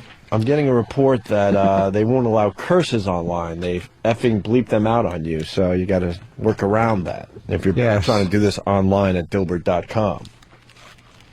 Intern Scott has one, which I don't know why he's taking shots at people in this one, but Dilbert says, you mean a job? And Dogbert says, yes. Now go sell Opie a new fucking car. They're tying it into the show. Yeah, I'm working on that car thing. Hope that's okay with you, Scott. He's working on it. You don't have to answer him. All right. And the fart ends the segment, I do believe. Yeah, that's a good one. Exclamation point. We should take an eatsy break. An eatsy break. I got an eatsy. An eatsy break. Otto from Otto and George in studio playing the Treehouse Comedy Club, Stamford, Connecticut on Saturday. Saturday, yes, sir. And then the brokerage out there on Long Island on February 18th. Mm-hmm. More with Otto from Otto and George in just a bit. Bum-ba-dum. Said something about Bill Hicks earlier. Oh, yeah, I would love to hear you want to hear the that Bill audio. Hicks stuff? Yes. Oh, that would be nice. Lead up, definitely. Otto, you're a fan of Bill Hicks, right? Yeah, absolutely. One of your guys knows Bill Hicks. Yeah. A lot of people know Bill Hicks. I never got to see him live. He's one of my favorites of all time. I got to meet him at That's huge. Governor's out in Levittown. Adam Ferraro was opening up for him. Right. And went back in the dressing room, and there was Adam and Bill Hicks. That's cool. Shook his hand. Felt privileged because I was a big fan at the time. You were? Yeah. Fuck yeah. More people are becoming fans after his death. And Yeah. it's so weird when you listen to his stuff. A lot of it can be said today. Kind of timeless. Some of the references are a little off, but besides that, the material's right there. If you just put in different names of things, you could use the material. Well, he now. beat the shit out of Bush, so, you know. Yeah. You play that stuff, it sounds like he's talking about I was going to say the current president, the president that we just said goodbye to. I'd love to have heard his take on our current president. I'm sure he would have liked him. Yeah. But I'm sure it would have been very funny. You should go to you should go to YouTube. Letterman. I thought this would get a lot more attention than What's it did. the YouTube? The internet. What is the YouTubes? The YouTubes. Because I hear a lot about it. What happened was, on Friday, Letterman had Bill Hicks's mom on to discuss the banning of a set that Bill Hicks did back in 1993. Bill Hicks came out, did a killer set, but Letterman decided not to air it, and it became this thing for many, many years. And Letterman finally made good with Bill Hicks's mom, sat her down, they discussed the controversy and how it hurt Bill Hicks personally and hurt Bill Hicks's family, and they got into it. It was really good TV. And then David said, we're playing it today, unedited, and they played the set from 1993. This was on Friday. I thought it would get a little more attention than it did, but it kind of skated by a lot But of people. Friday's a weird time to do it. I know. He kind of buried it, but it's on YouTube if you want to check out the whole thing. And Letterman even admitted that he didn't see the set, since it was done back in '93. It just sat on the shelves. So I don't know why out of nowhere he decided to come up, to do this. That is odd. I don't have the backstory on this, Is it but the he anniversary of Hicks's death or his birthday or any I kind of don't know. special Because that day? was the 12:30 show that he was cut from. Now it's 93, 11:30, right? Yeah. Right. So he's Right. Holy shit. it's even more stringent at That that is hour. weird, Yeah. that he did this. Maybe he's, doing something where he's kind of getting a lot of things off his chest or something. Yeah, who knows? He was doing that whole apologize thing, and then... Yeah, if someone has more info on that, maybe you could give the show a call. But I got actually something that adds to this. So Bill Hicks goes on Letterman in 93, did Letterman at least a dozen times. I don't know how many times total. And this set was banned. And then Bill Hicks went back to Texas, Austin, and he talked about the whole banning of the Letterman thing on a public access show. And we got that audio today. Public access? And this is audio that Letterman obviously didn't play, so we're just adding to the whole... Ooh, look at us. The whole story thing. So, I mean, the quality's shitty because it's public access, but I think we'll be all right with this. So Bill Hicks explains the appearance on the Letterman show and being censored after the taping. Recently, on the David Letterman show on October 9th, that I did the show, taped the show at 5:30 in New York, and when at 7 p.m. was called by the producer and told that I would be excised completely from the show. I, of course, asked why. The material had been approved and reapproved by the producers. And they said that CBS had deemed the material, these are quotation marks, unsuitable for the viewing public and for the Letterman audience. And I made the point that when I'm not on the show, I'm a member of the Letterman audience, so ultimately what you're saying is my material is not suitable for me. What a predicament. Guy, smart ass. He was great, though, man. How come he's gone, but Swayze lives on? All right. Might have been a little rough. Well, if I have to see one more commercial for the Beast, shut up, all right? It looks like shit. The good ones die young. Enough already. Billy Joel said it perfectly. Yeah, It's always, look how old he is. Exactly. Then he hit a tree. It's always the good ones that pass way too soon. Always. Swayze's very intense. Yeah? Yeah. Yeah. When you watch Trying the to look all Beast. intense on that show. I know. Yeah. He looks now exactly like his brother, who used to look like retarded Patrick Swayze. Now Patrick Swayze. Now he looks like retarded Patrick Swayze. Right, that's it. Like Patrick Swayze's brother would show up on like some fucking. He'd be playing an extra in a gang, you know, and he'd be in the background. And you're like, is it fucking Patrick Swayze or something? Yeah. And then you get a look at him and go, "Whoa, that looks like a retarded Patrick Swayze." And then at the end, you'd see, you know, Aaron Swayze or whatever the fuck his name is. I have no idea what his name is. Tom Hanks Swayze. Tom Hanks has a brother that's just been a zero. Oh, really? As Tom Hanks has been this huge Hollywood Isn't it like star. his twin brother or something? I don't They know. look very similar. Find Tom Hanks' brother online. I saw him on a soap opera once. Yeah, and he tried to follow in his footsteps, and not even close. Wow. Not even close. Probably easy to follow in the footsteps at the beginning when he's like on bosom buddies, Yeah. but then after you're winning Oscars and stuff. Yeah. eh, He's a glorified extra. They give him a line or two What about just to make him Eric feel Douglas? better. Remember that guy, Eric Douglas? Oh, I knew yeah. Eric, yeah. Father's Did you? a gigantic movie icon, and his brother's a huge producer, and it's sad what happened to him. Yeah. Yeah. Oof. All right, as we find Tom Hanks' brother's picture, here's Bill Hicks. This is what a lot of people have been asking today. He explains the actual joke that prompted the removal of his set, and then talks about the promo that aired on that night's Late Show. What happened was I did some material about the pro-life people. Oh, it was abortion. That abortion issue, that'll get you. Because there was some violence in his set. There was some other religious stuff, and then there was the abortion material. And the joke I did was very simple. All I said was, if you're so pro-life, do me a favor, don't lock arms and block medical clinics. Lock arms and block cemeteries. Let's see how committed you are to this premise. It could even be construed as pro-life if you wanted to make that argument. Yeah. Anyway, they counted that as one of the quote-unquote hot points that I touched on. Here's the punchline.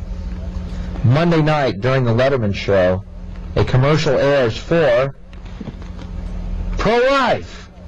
So see, we just had a misunderstanding. I thought I lived in the U.S. of A., United States of America. Right. And actually we live in the U.S. of A., United States of Advertising.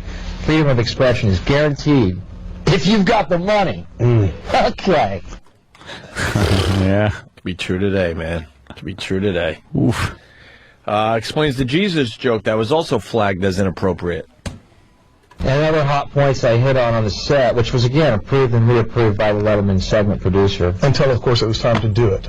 Until after I did it. Until after it was done. And the other material I touched on was Jesus, which they don't want any discussion, which I find so funny. I mean, it doesn't even matter what angle you take on it.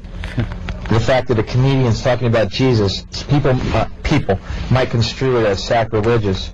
And in fact, it wasn't what I said. All I said was a lot of Christians wear crosses around their necks. You think when Jesus comes back, he's going to want to see a cross. It's just an observation. That's a great observation. Yeah. Why would you do that if you're hoping he comes back? Yeah, hey, check this out, Jesus. Remember this? Right. I don't go for that type of humor. No. You It's don't? not necessary, no. Why? Christian Jimmy. He's funny. I just don't feel that that's not that fast with the music. I love it. It's either too fast or too slow. Christ. I didn't even think of Christian Jimmy. That's how tired I am. Oh, really? I thought you were going to go into Christian Jimmy. No, I wasn't. Oh, okay. Well, fuck it. All right. Bill talks about freedom of expression, how the major media corporations want to keep the viewing public stupid. The point I'm making is about the idea of freedom of expression, and I believe that that there's this agenda in mainstream media, and I think it's fairly easy to back this up, to keep people stupid, docile, and apathetic, and therefore the elite who own these corporations and the families that own the corporations, even fewer people, their agenda is to keep us stupid and apathetic. That's why I love public access. Wow. a little distracted because Patrick in Boston, we just did a live read for porn.com. He writes, I'm in a hotel in Connecticut trying to get work done. I heard the porn.com ad by Danny and immediately checked out the site. It took 30 seconds to jerk off into one of the hotel hand towels. I normally use the washcloth, but I didn't have a clean one left. I have to read that for the advertiser. All right. Your advertising is working here on the Opie and Anthony Show. Seconds. Wow, man, he was fighting the good fight back in '93. Why are we bothering? Because in 16 years, it's the same shit we're dealing with, or comedians in general are dealing with, and radio show hosts are dealing with. Dave likes him, but apparently had a rule about Jesus jokes. Dave likes me, but what I found out subsequently to all this, and oh, by the way, I don't mean to keep pushing my own little horn here, but tooting my horn, but on Monday, this Monday, in the New Yorker magazine, there's a profile about me, including this story about Letterman.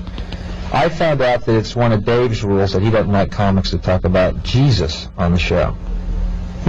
Which I find really weird. I mean, they pretend to be this hip, late-night talk show, when in actuality they're as mainstream as anything. And, again, it doesn't matter what angle you take on the Jesus subject. That's what bugs me. Just because I'm a comic doesn't mean I'm treating it with disrespect. Wow. Yeah. Another brilliant point. Jesus. And then finally, the last clip of his interview with Public Access Channel. See, what they do is they kowtow to a minority that's very vocal.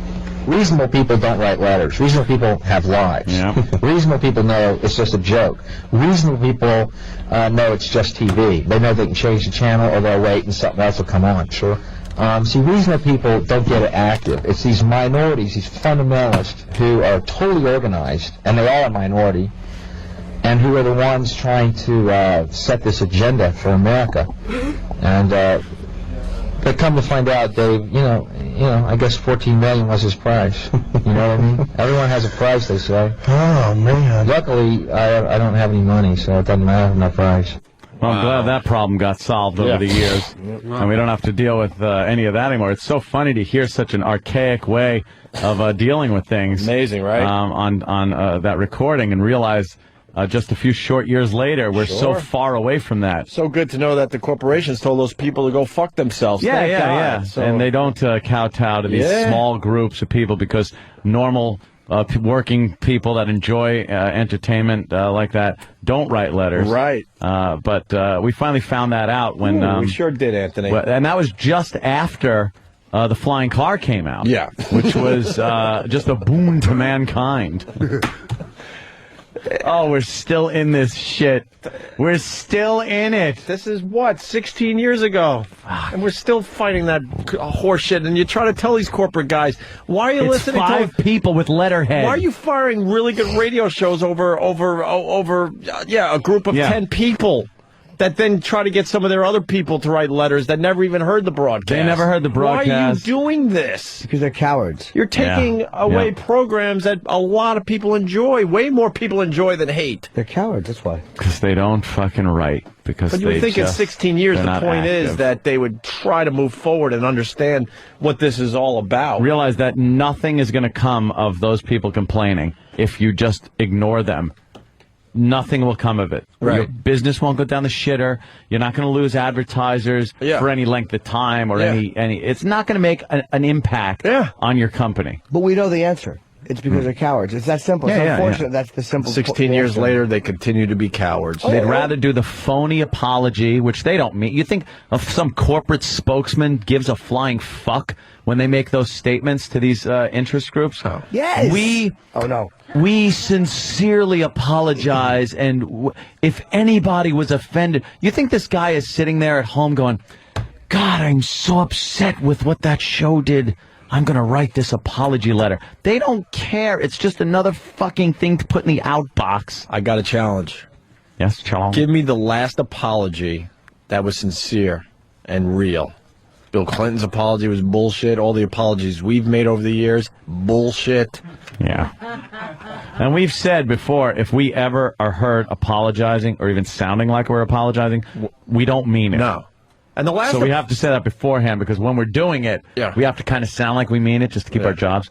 But Well, you hear Anthony crumpling up the paper in disgust Yeah. after the last apology. But the apologies are never sincere. Name so. one. What was the last apology? John Candy and Uncle Buck. Sorry. Just awkward in his own skin. Sorry. How great was John Candy? The last apology that was sincere. That's a good question. Like when Clinton went through that whole thing, please. He didn't mean any of that. Somebody will come up with one, maybe. See. No one in the audience has one. Hey, you want to hear Letterman now talking to Bill Hicks' mom? Very much. Karen Hill to Henry Hill after she pulled a gun on him. Kind of sincere. I'm sorry. I'm sorry. That was sincere. Of course, you're living in movie land again, Ant. And there's this one. This one is very sincere. I'm sorry. I did so many bad things. Keitel sounded very sorry. Yeah. That fucking bad lieutenant's so good. I tried to do the right thing, but I'm weak. I'm too fucking weak. That's great. Where are we with Bill Hicks' mom? Did we cut that up today? Because it's a long segment. Yeah, with his it mom, really and is it goes long. on, and it's like kind of rough to listen to. Yeah, I mean, from what I had heard, you had wanted the set, which I do have for you in tracks, but you said the mom stuff was kind of whatever, so I didn't go No, for after it. we discussed it, I want to play some clips from Bill Hicks' mom, and then after that, you know what? I think the material should just sit there by itself without us commenting. So I want to just play the set. I think that's the way to do it today. Yeah. I mean, it's broken down in tracks, but I think in this case, let it roll. I think people will enjoy the set. Absolutely. 16 years later. Sincere apology. God damn it, this got me thinking. I can't think of one. Imus's apology? Are you insane? Stop it. Then he hires a Benetton ad to keep him on the air. Yeah. Please. I'm sorry I did that. I'm trying to think now. I'm embarrassed that I did that. I'm embarrassed I did that. You think that was sincere? I'm sorry. Let's think about this for a second. You think? No, I think he was annoyed. You think he was doing what he needed to do He to might try to have save his felt job? slightly Because that's guilty. where all apologies come from. Yes. He might have felt slightly bad, like, maybe that was fucked up, but no, I don't believe that was. They're self-serving apologies. I agree. You only do them to... You wouldn't give an apology out unless it was something in it for you. Yes. We're stalling because we're trying to get Bill Hicks' mom's audio there. So let's go to Al Roker's apology. Calling my was sincere. thrilling commentary stalling? Jesus. Thank you, Kenny, for my treat. I think I was babbling. Rob in Tennessee. Rob. Hold on, sorry to interrupt you. Put my treat there! Now that's a treat. Hey, Rob. Thanks, Kenny. Hey, Rip. I was just going to say what you guys thought about Dog the Bounty Hunter's apology there. No. It was really either. sincere. Oh, my Save God. your job You know what? apology. Tim C. in Ohio might have... He might have the only sincere apology that we all know. Yeah? Pick that up. I'm trying to think how I could tease this. Let's see. Sincere apology. You got to think way out of the box. Someone's genuinely way, sorry about that's the hint. When the Germans apologized for World War II and what they did. You got to think they don't care. way out of the box. John Lennon with the Jesus bit. Nah, he was fucking trying to sell records. Stay in the country and sell records. Jerry Lee Lewis apologized to Garanimals. Anyone? Elliot Spitzer's apology? Stop. No. He was trying to save his job. Yep. Yeah. Another one that was trying to save his job. And that's key to my hint. This guy wasn't trying to save his job. Think way out of the box. Out of the box. Ralph crammed into Trixie. That's true. He was apologized for fucking that black girl down the street. Outside the pool hall. He ate her ass in an alley. While Norton looked out for him. I do remember that one. And then Teddy Oberman came in and fingered Ed's ass for a little while fucking cramming the black chick's ass. It was awful. It was so loud that Garrity was yelling from upstairs. Yeah. Tell Teddy Oberman to quit smelling his fingers, Cramden. Fucking Officer Grogan came over. Let's go to Pat in Connecticut. Mrs. Manicani fucked herself with a zucchini. While she watched. Oh, Carlos was fucking all the girls around the apartment building. That's true. Alice had unclipped dick cheese on her upper lip, and Ralph knew what she was doing. It's not dick cheese, Ralph. It's feta. Feta. Hey, Pat, go ahead. Yeah, the last sincere story I heard was when Anthony said he was sorry he ever got married. That's funny. Wow. Yeah, that's a different type of apology. That's me apologizing to myself. Yeah, Brian. Brian. Hey there, Brian. You're on the air. You're on the air.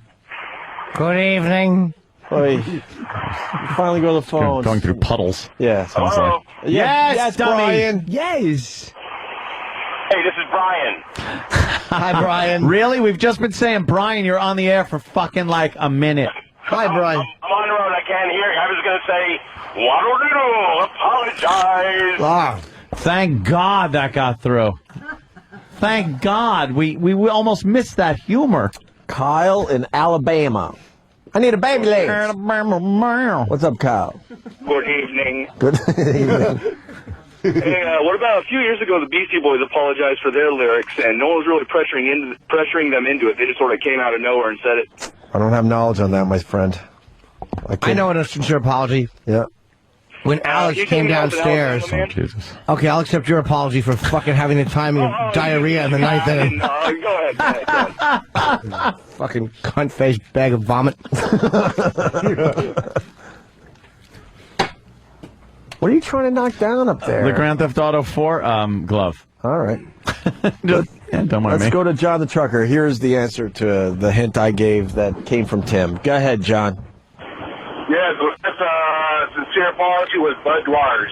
R. Bud Dwyer. Wow. All right. He wasn't playing. You know something? He was genuinely sorry that he was such a douche. And then he wasn't trying to get his job back now, was he? No. Yep. Eaterbullet.com. Eaterbullet.com. Very good. So there you go. I think that could be the last sincere apology is R. Bud Dwyer. Done by a madman. My favorite comb over. Yeah. All right, they're still cutting up Hicks's mom's audio, so quick break. We come back, Letterman talking to Bill Hicks's mom from Friday's Letterman show, and then the Bill Hicks set that was banned for many, many years and was just in hiding and on a shelf getting dusty, and Letterman finally decided to play it on Friday. We're going to replay it here today on our show. All right? Rock. Opie and Anthony.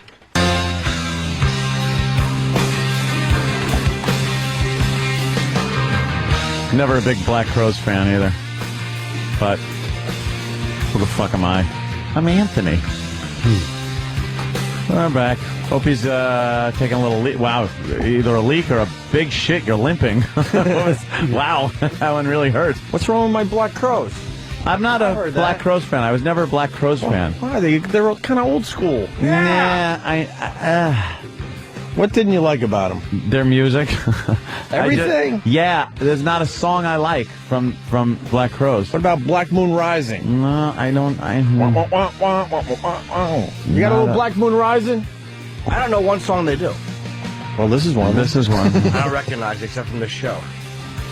I just don't like it. They don't have Black Moon Rising in the Master Computer from Master Computer. I don't like them. That's too bad. Yeah, no, really not.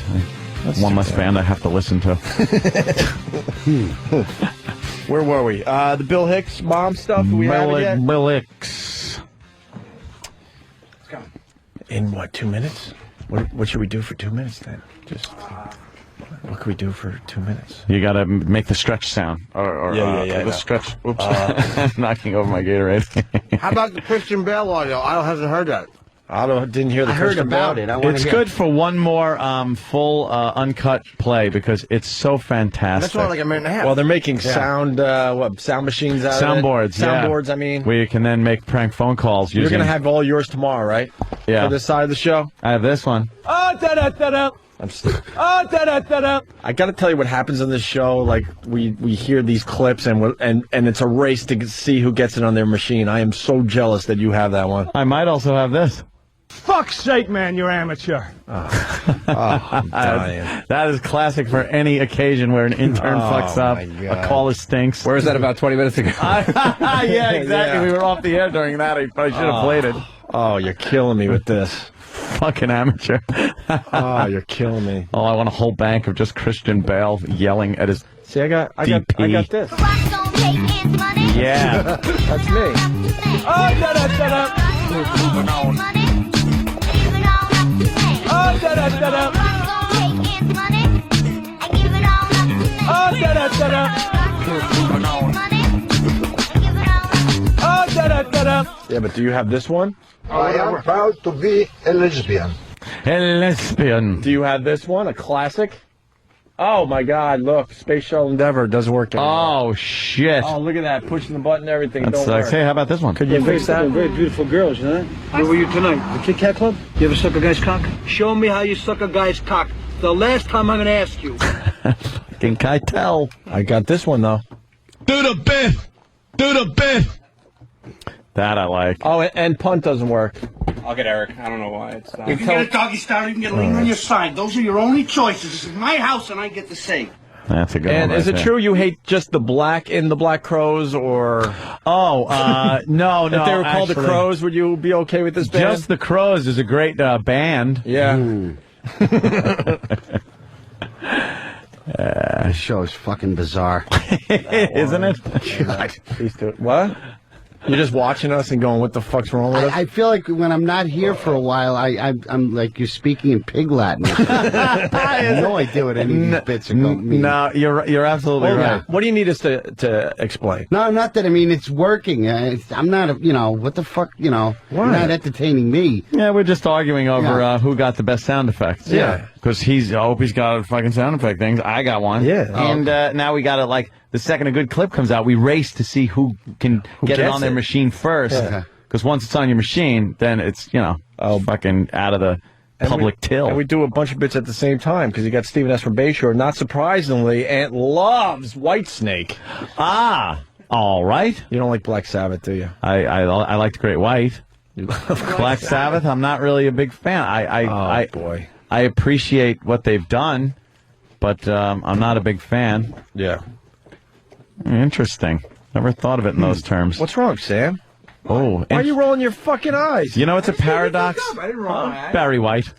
Barry White. I don't know if I like him or not. Well, you like his name? It's very hard to decide. All right, so where were we? Remember when we were talking about Bill Hicks and the band thing? Mm-hmm. So the Letterman on Friday brought Bill Hicks's mom in.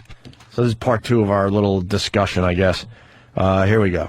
Thank you very much for being so gracious and so generous to come and visit with us here so we could take a look at Bill's shot on the program that never got on. And let me again, if I haven't previously, just apologize for this the is heartache sincere. and sadness that my decision caused you and your family. And, of course, made all the worse by the knowledge that at the time Bill was terribly, terribly sick. And not many people knew that, did they? Very few. Very few, yeah. And I appreciate you saying that. Good call, Dave. Yeah, way to go, Dave. Jeez, he was sick, and you just fucking shunned him from the show, Dave. You know what, though? The other side of it gave Mr. Hicks a lot of publicity. Yeah, of course it did. Good job, Bill. There was an upside to it. Here we go. He always said when he was, up until the time he got interested in comedy, that he was going to Texas A&M to be a vet. Liar, whore, you know it. Hey, that wasn't part of. Dave should have lightened up on the old broad. What the hell? I don't remember seeing it that way on Friday. What? Let me make sure everything's okay over here. That was unnecessary of Mr. Letterman. Yeah. Texas A&M to be a vet. Oh. He loved animals, and that's what he wanted to do. And then he got interested in watching Johnny Carson, and he read books about Woody Allen. So he got interested in that. He said that he saw Really Johnny see where he got Carson his on comedy TV, chops and he from. thought, "Oh, you mean you can make a living doing that?" Jeez, Dave. He's pumping it up a little bit. Yeah. Fucking Vito Corleone in the fucking tomato patch again.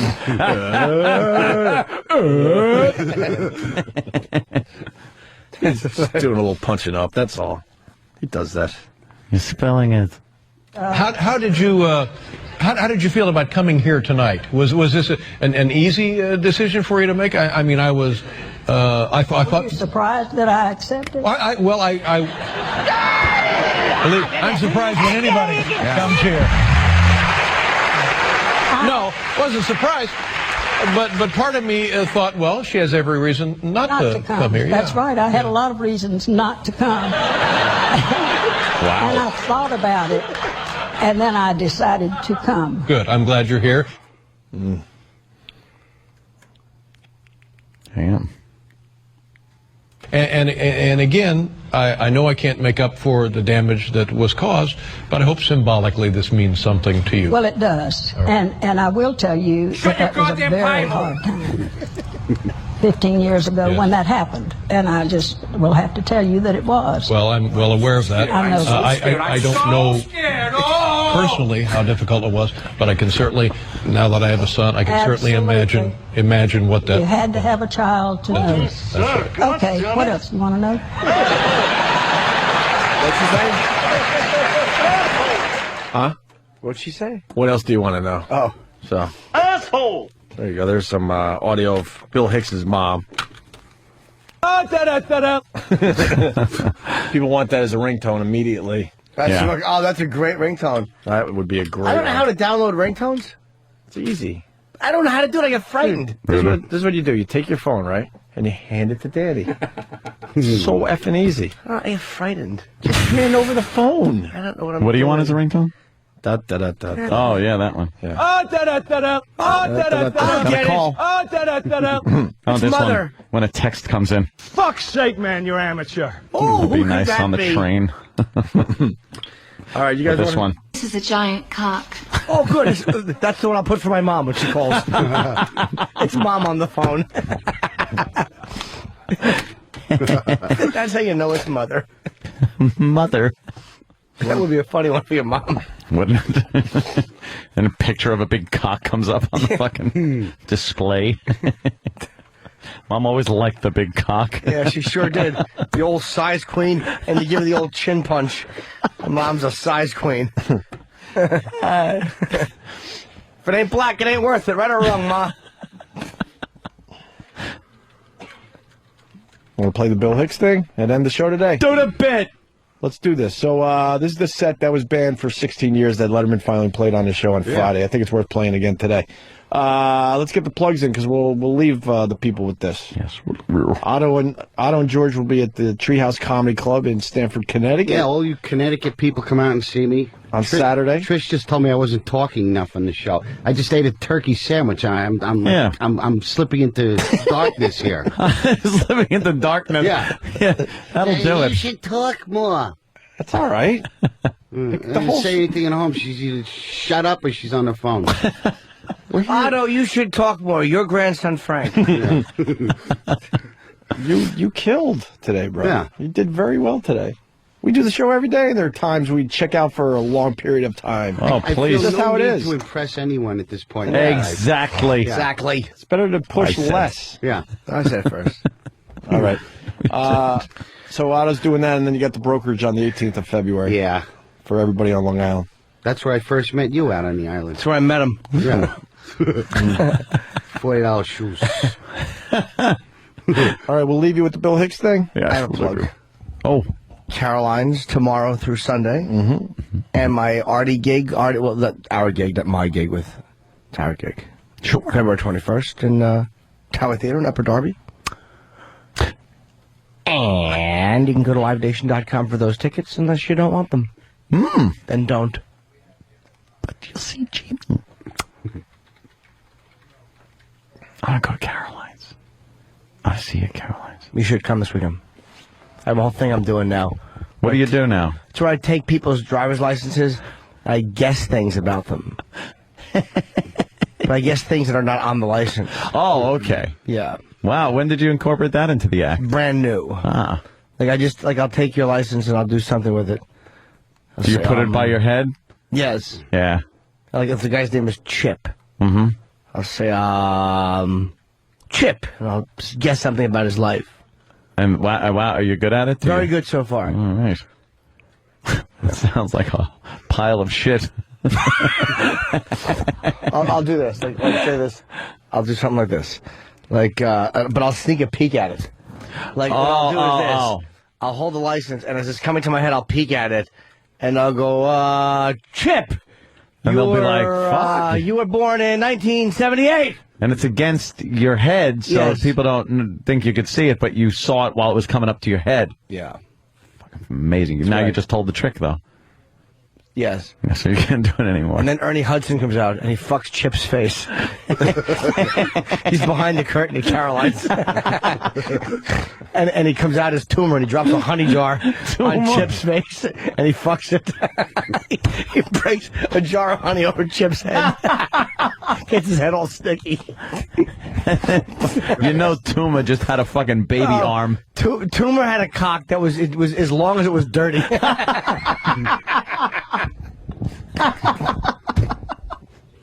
Tuma. Tuma. Stupid Tuma. Oh, Tuma was a dope. But what a hog. Oh, boy, big cock, a lot of dogs, and some bees. Fucking idiot. Big fat, like, red head on it. Like a dog dick. I gotta see that movie again. Yep. All right. Yes, Bill Hicks. Bill Hicks from 1993. It was banned until this past Friday. Letterman finally did the right thing. Here it is. We'll see you guys tomorrow. Bye. Thank you. Good evening. Very excited to be here tonight, and I got some great news today. I finally got my own TV show coming out as a replacement show this fall. Yeah. Thank you. It's not a talk show. Don't worry. It's a half-hour weekly show that I will host entitled Let's Hunt and Kill Billy Ray Cyrus. Thank you. It's fairly self-explanatory. Each week we let the hounds of hell loose. We chase that jarhead, no-talent, cracker idiot all over the globe. Till I finally catch that fruity little ponytail of his, pull him to his knees, put a shotgun in his mouth. Then we'll be back in 94 with Let's Hunt and Kill Michael Bolton. Also look out for our Vanilla Ice, MC Hammer, Marky Mark Christmas special. And I don't want to give away any surprises, but Marky Mark's the first one we catch and kill on that show because his pants kept falling around his ankles and he couldn't run away. I crossbow him right in the abs. Bring the whole kids, the family, and everything. It's a Christmas spectacular. I don't know what my deal is. I'm like a 31-year-old curmudgeon. That's the deal. You know, I went to a dance club the other day, you know, and dragged against my will, you know. And this girl asked me to dance, which I thought was hilarious, you know. Would you like to dance? You know, I'm like, yeah, you read my mind, you know. That's why I'm leaning in the darkest corner closest to the exit, you know. I'm about to boogie. I'm about to cut a rug. But it's weird. Women have this weird myth. You can tell the way a guy is in bed by how he is on a dance floor.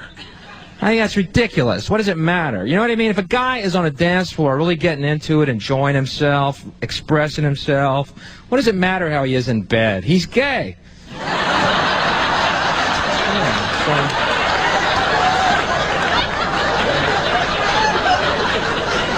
Real men don't dance. They sit, sweat, and curse. Speaking of homosexuality, you know, I consider myself fairly open-minded, but something has come to my attention I find absolutely shocking. I don't know if you've heard about it. These new grade school books for children to teach them gay lifestyles. You know what I'm talking about? One of them is called Heather's Two Mommies. The other is called Daddy's New Roommate. I'm going to have to draw the line here, folks, and say this is absolutely disgusting, okay? It is grotesque and evil. I'm talking about Daddy's New Roommate. Heather's Two Mommies is pretty cool. I don't know if you've ever checked that out. They're hugging on page 7. Oh, go, mommies, go, go. Anyway, it makes me miss my youth. People annoy me. You know what's really annoying me? These pro-life people. You ever look at their faces? I'm pro-life. Boy, don't they look it? They just exude joie de vie, you know? You see them trying to go to an orphanage and adopt a kid. We're pro-life. We're here to adopt.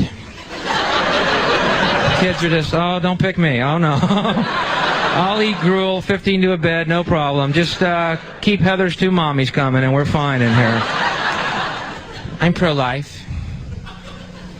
You know, if you're really pro-life, do me a favor. Don't lock arms and block med clinics, okay? If you're so pro-life, do me a favor. Lock arms and block cemeteries, okay? Let's see how committed you are to this idea. She can't come in. She was 98. She was hit by a bus. There's options. Are we going to have her stuffed? What are we going to do with her? We're pro-life. That's the same look smokers give you, too. I'm a non-smoker. I'm a pro-life non-smoker.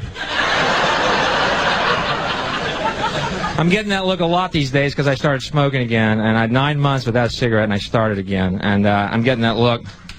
Are you applauding me starting or stopping? What are you... The smokers are, hey, you're back. Non-smokers, it's terrible. I can't believe he started again. Why? After 9 months. I have this belief. If that scenario is at all true when you die and you go to heaven and St. Peter meets you at the gate, I have this belief the first thing he's going to ask you is, you got a light? You mean y'all smoke here? Yeah, that's why it's heaven. These aren't clouds. This is cigarette smoke, pal.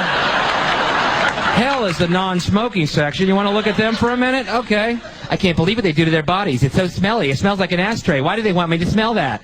God, that's hellish. Exactly. Light up and come on in. Hendrix is on harp tonight.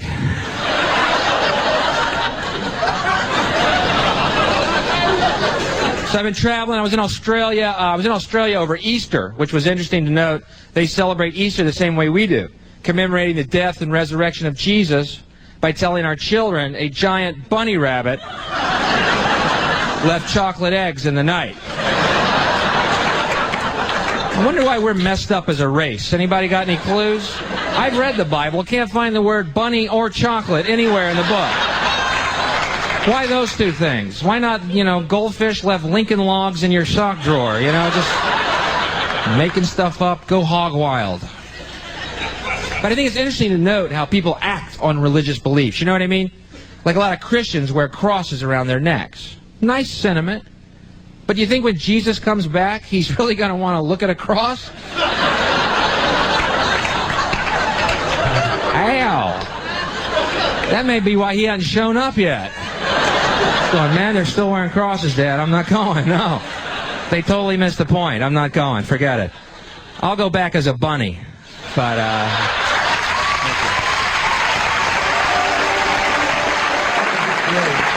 Just great.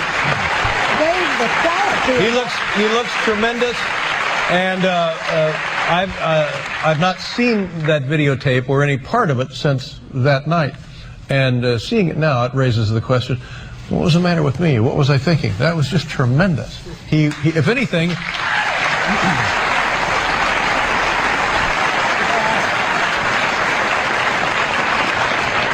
It says a great deal about me. It says more about me as a guy than it says about Bill, because there was absolutely nothing wrong with it. Just perfect. And the fact that, and I expected it to be somewhat dated, being that old, man, it's not. It's just great. In fact, I guess this speaks to the suggestion that he was way ahead of it.